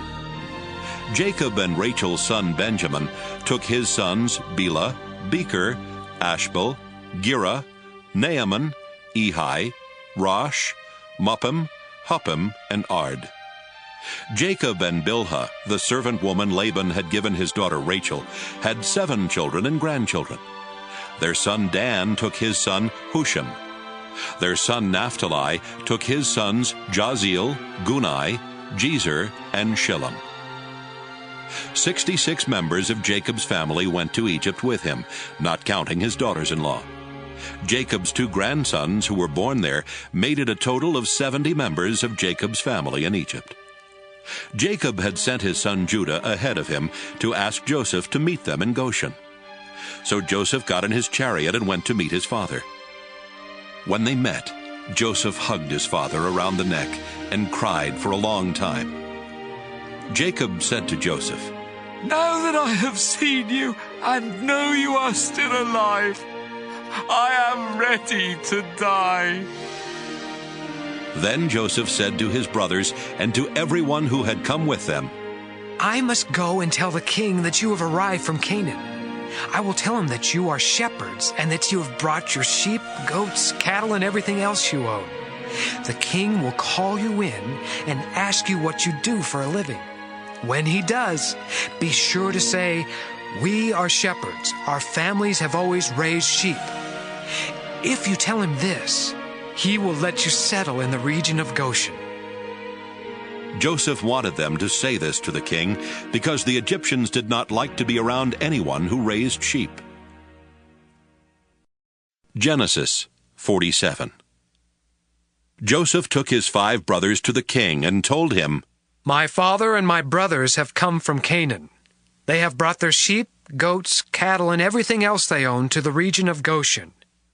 Then he introduced his brothers to the king, who asked them, "What do you do for a living?" "Sir, we are shepherds," was their answer. "Our families have always raised sheep. But in our country, all the pastures are dried up, and our sheep have no grass to eat. So we, your servants, have come here. Please, let us live in the region of Goshen." The king said to Joseph, "It's good that your father and brothers have arrived. I will let them live anywhere they choose in the land of Egypt, but I suggest that they settle in Goshen, the best part of our land. I would also like for your finest shepherds to watch after my own sheep and goats." Then Joseph brought his father Jacob and introduced him to the king. Jacob gave the king his blessing, and the king asked him, "How old are you?" Jacob answered, "I have lived only 130 years, and I have had to move from place to place. My parents and my grandparents also had to move from place to place, but they lived much longer, and their life was not as hard as mine." Then Jacob gave the king his blessing once again and left. Joseph obeyed the king's orders and gave his father and brothers some of the best land in Egypt near the city of Ramesses. Joseph also provided food for their families. The famine was bad everywhere in Egypt and Canaan, and the people were suffering terribly. So Joseph sold them the grain that had been stored up, and he put the money in the king's treasury. But when everyone had run out of money, the Egyptians came to Joseph and demanded, "Give us more grain! If you don't, we'll soon be dead, because our money's all gone!" "If you don't have any money," Joseph answered, "give me your animals, and I'll let you have some grain." From then on, they brought him their horses and donkeys and their sheep and goats in exchange for grain. Within a year, Joseph had collected every animal in Egypt. Then the people came to him and said, "Sir, there's no way we can hide the truth from you. We are broke, and we don't have any more animals. We have nothing left except ourselves and our land." "Don't let us starve and our land be ruined. If you'll give us grain to eat and seed to plant, we'll sell ourselves and our land to the king. We'll become his slaves." The famine became so severe that Joseph finally bought every piece of land in Egypt for the king and made everyone the king's slaves except the priests. The king gave the priests a regular food allowance, so they did not have to sell their land. Then Joseph said to the people, "You and your land now belong to the king. I am giving you seed to plant, but 1/5 of your crops must go to the king. You can keep the rest as seed or as food for your families." "Sir, you have saved our lives," they answered. "We are glad to be slaves of the king." Then Joseph made a law that 1/5 of the harvest would always belong to the king. Only the priests did not lose their land. The people of Israel made their home in the land of Goshen, where they became prosperous and had large families. Jacob himself lived there for 17 years before dying at the age of 147. When Jacob knew he did not have long to live, he called in Joseph and said, "If you really love me, you must make a solemn promise not to bury me in Egypt. Instead, bury me in the place where my ancestors are buried." "I will do what you have asked," Joseph answered. "Will you give me your word?" Jacob asked. "Yes, I will," Joseph promised. After this, Jacob bowed down and prayed at the head of his bed. Genesis 48. Joseph was told that his father Jacob had become very sick. So Joseph went to see him and took along his 2 sons Manasseh and Ephraim. When Joseph arrived, someone told Jacob, "Your son Joseph has come to see you." Jacob sat up in bed, but it took almost all his strength. Jacob told Joseph, "God all-powerful appeared to me at Luz in the land of Canaan, where he gave me his blessing and promised, 'I will give you a large family with many descendants that will grow into a nation. And I am giving you this land that will belong to you and your family forever.'"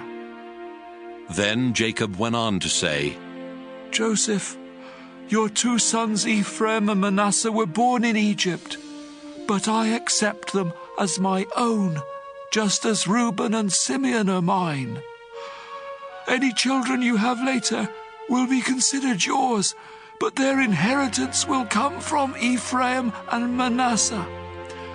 Unfortunately, your mother Rachel died in Canaan after we had left northern Syria and before we reached Bethlehem, and I had to bury her along the way." Jacob was very old and almost blind. He did not recognize the 2 boys, and so he asked Joseph, "Who are these boys?" Joseph answered, "They are my sons. God has given them to me here in Egypt." "Bring them to me," Jacob said.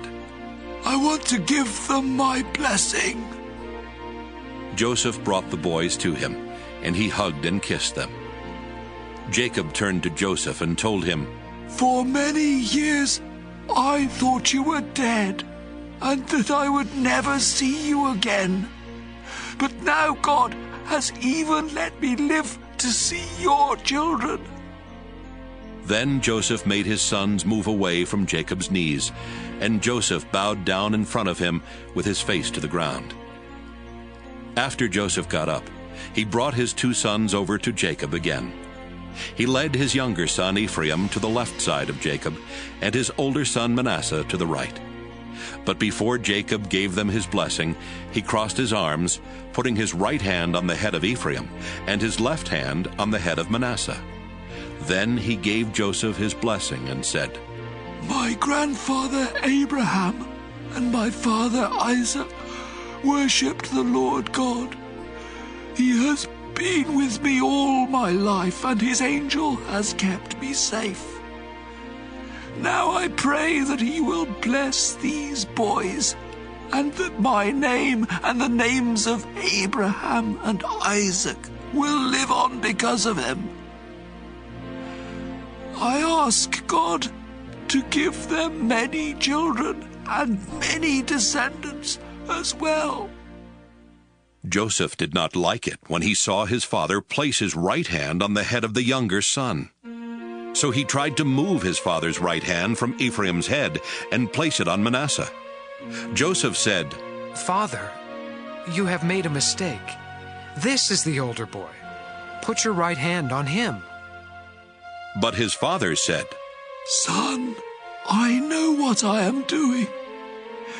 It's true that Manasseh's family will someday become a great nation, but Ephraim will be even greater than Manasseh, because his descendants will become many great nations. Jacob told him that in the future the people of Israel would ask God's blessings on one another by saying, I pray for God to bless you as much as he blessed Ephraim and Manasseh. Jacob put Ephraim's name first to show that he would be greater than Manasseh. After that, Jacob said, Joseph, you can see that I won't live much longer. But God will be with you and will lead you back to the land he promised our family long ago. Meanwhile, I'm giving you the hillside I captured from the Amorites. Genesis 49. Jacob called his sons together and said, My sons, I am Jacob, your father Israel. Come, gather around as I tell your future. Reuben, you are my oldest, born at the peak of my powers. You were an honored leader, uncontrollable as a flood. You slept with my wife and disgraced my bed. So you no longer deserve the place of honor. Simeon and Levi, you are brothers, each a gruesome sword. I never want to take part in your plans or deeds. You slaughtered people in your anger, and you crippled cattle for no reason. Now I place a curse on you because of your fierce anger. Your descendants will be scattered among the tribes of Israel. Judah, you will be praised by your brothers.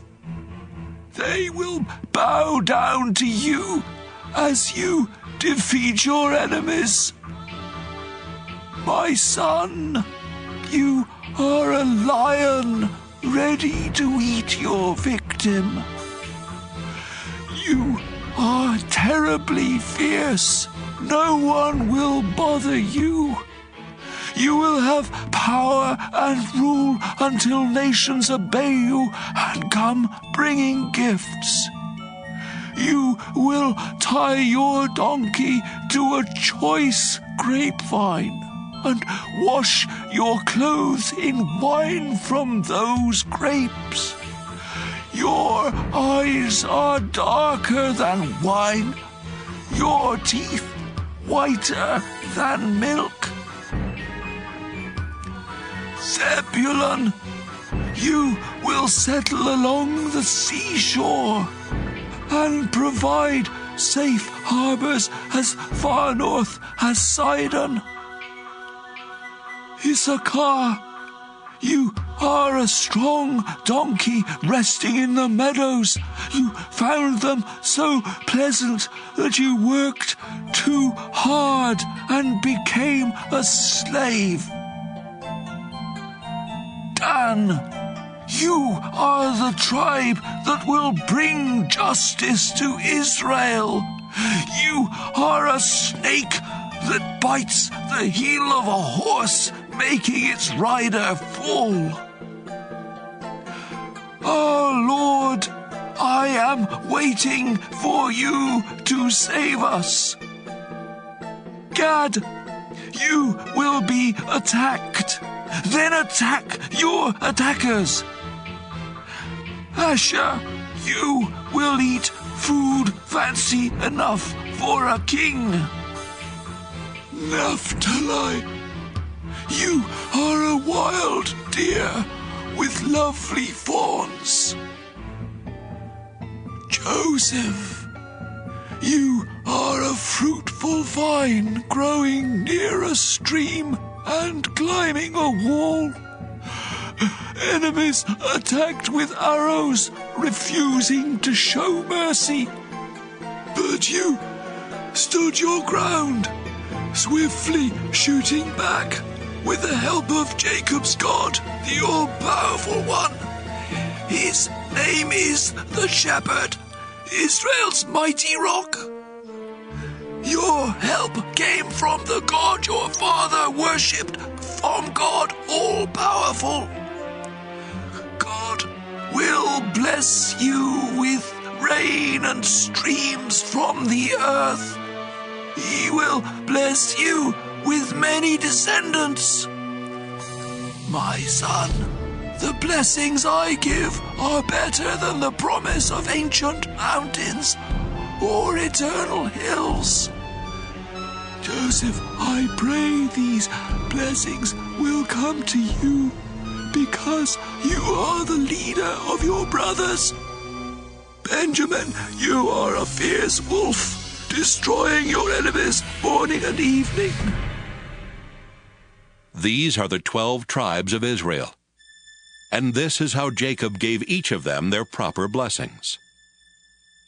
Jacob told his sons, Soon I will die, and I want you to bury me in Machpelah cave. Abraham bought this cave as a burial place from Ephron the Hittite, and it is near the town of Mamre in Canaan. Abraham and Sarah are buried there, and so are Isaac and Rebekah. I buried Leah there too. Both the cave and the land that goes with it were bought from the Hittites. When Jacob had finished giving these instructions to his sons, he lay down on his bed and died. Genesis 50. Joseph started crying, then leaned over to hug and kiss his father. Joseph gave orders for Jacob's body to be embalmed, and it took the usual 40 days. The Egyptians mourned 70 days for Jacob. When the time of mourning was over, Joseph said to the Egyptian leaders, If you consider me your friend, please speak to the king for me. Just before my father died, he made me promise to bury him in his burial cave in Canaan. If the king will give me permission to go, I will come back here. The king answered, Go to Canaan and keep your promise to your father. When Joseph left Goshen with his brothers, his relatives, and his father's relatives to bury Jacob, many of the king's highest officials and even his military chariots and cavalry went along. The Israelites left behind only their children, their cattle, and their sheep and goats. After crossing the Jordan River and reaching Atad's threshing place, Joseph had everyone mourn and weep 7 days for his father. The Canaanites saw this and said, "The Egyptians are in great sorrow." Then they named the place Egypt in sorrow. So Jacob's sons did just as their father had instructed. They took him to Canaan and buried him in Machpelah cave, the burial place Abraham had bought from Ephron the Hittite. After the funeral, Joseph, his brothers, and everyone else returned to Egypt. After Jacob died, Joseph's brothers said to each other, "What if Joseph still hates us and wants to get even with us for all the cruel things we did to him?" So they sent this message to Joseph. Before our father died, he told us, "You did some cruel and terrible things to Joseph, but you must ask him to forgive you." Now we ask you to please forgive the terrible things we did. After all, we serve the same God that your father worshipped. When Joseph heard this, he started crying. Right then, Joseph's brothers came and bowed down to the ground in front of him and said, "We are your slaves." But Joseph told them, "Don't be afraid. I have no right to change what God has decided. You tried to harm me, but God made it turn out for the best, so that he could save all these people as he is now doing. Don't be afraid. I will take care of you and your children." After Joseph said this, his brothers felt much better. Joseph lived in Egypt with his brothers until he died at the age of 110. Joseph lived long enough to see Ephraim's children and grandchildren. He also lived to see the children of Manasseh's son Machir, and he welcomed them into his family. Before Joseph died, he told his brothers, "I won't live much longer, but God will take care of you and lead you out of Egypt to the land he promised Abraham, Isaac, and Jacob. Now promise me that you will take my body with you when God leads you to that land." So Joseph died in Egypt at the age of 110. His body was embalmed and put in a coffin.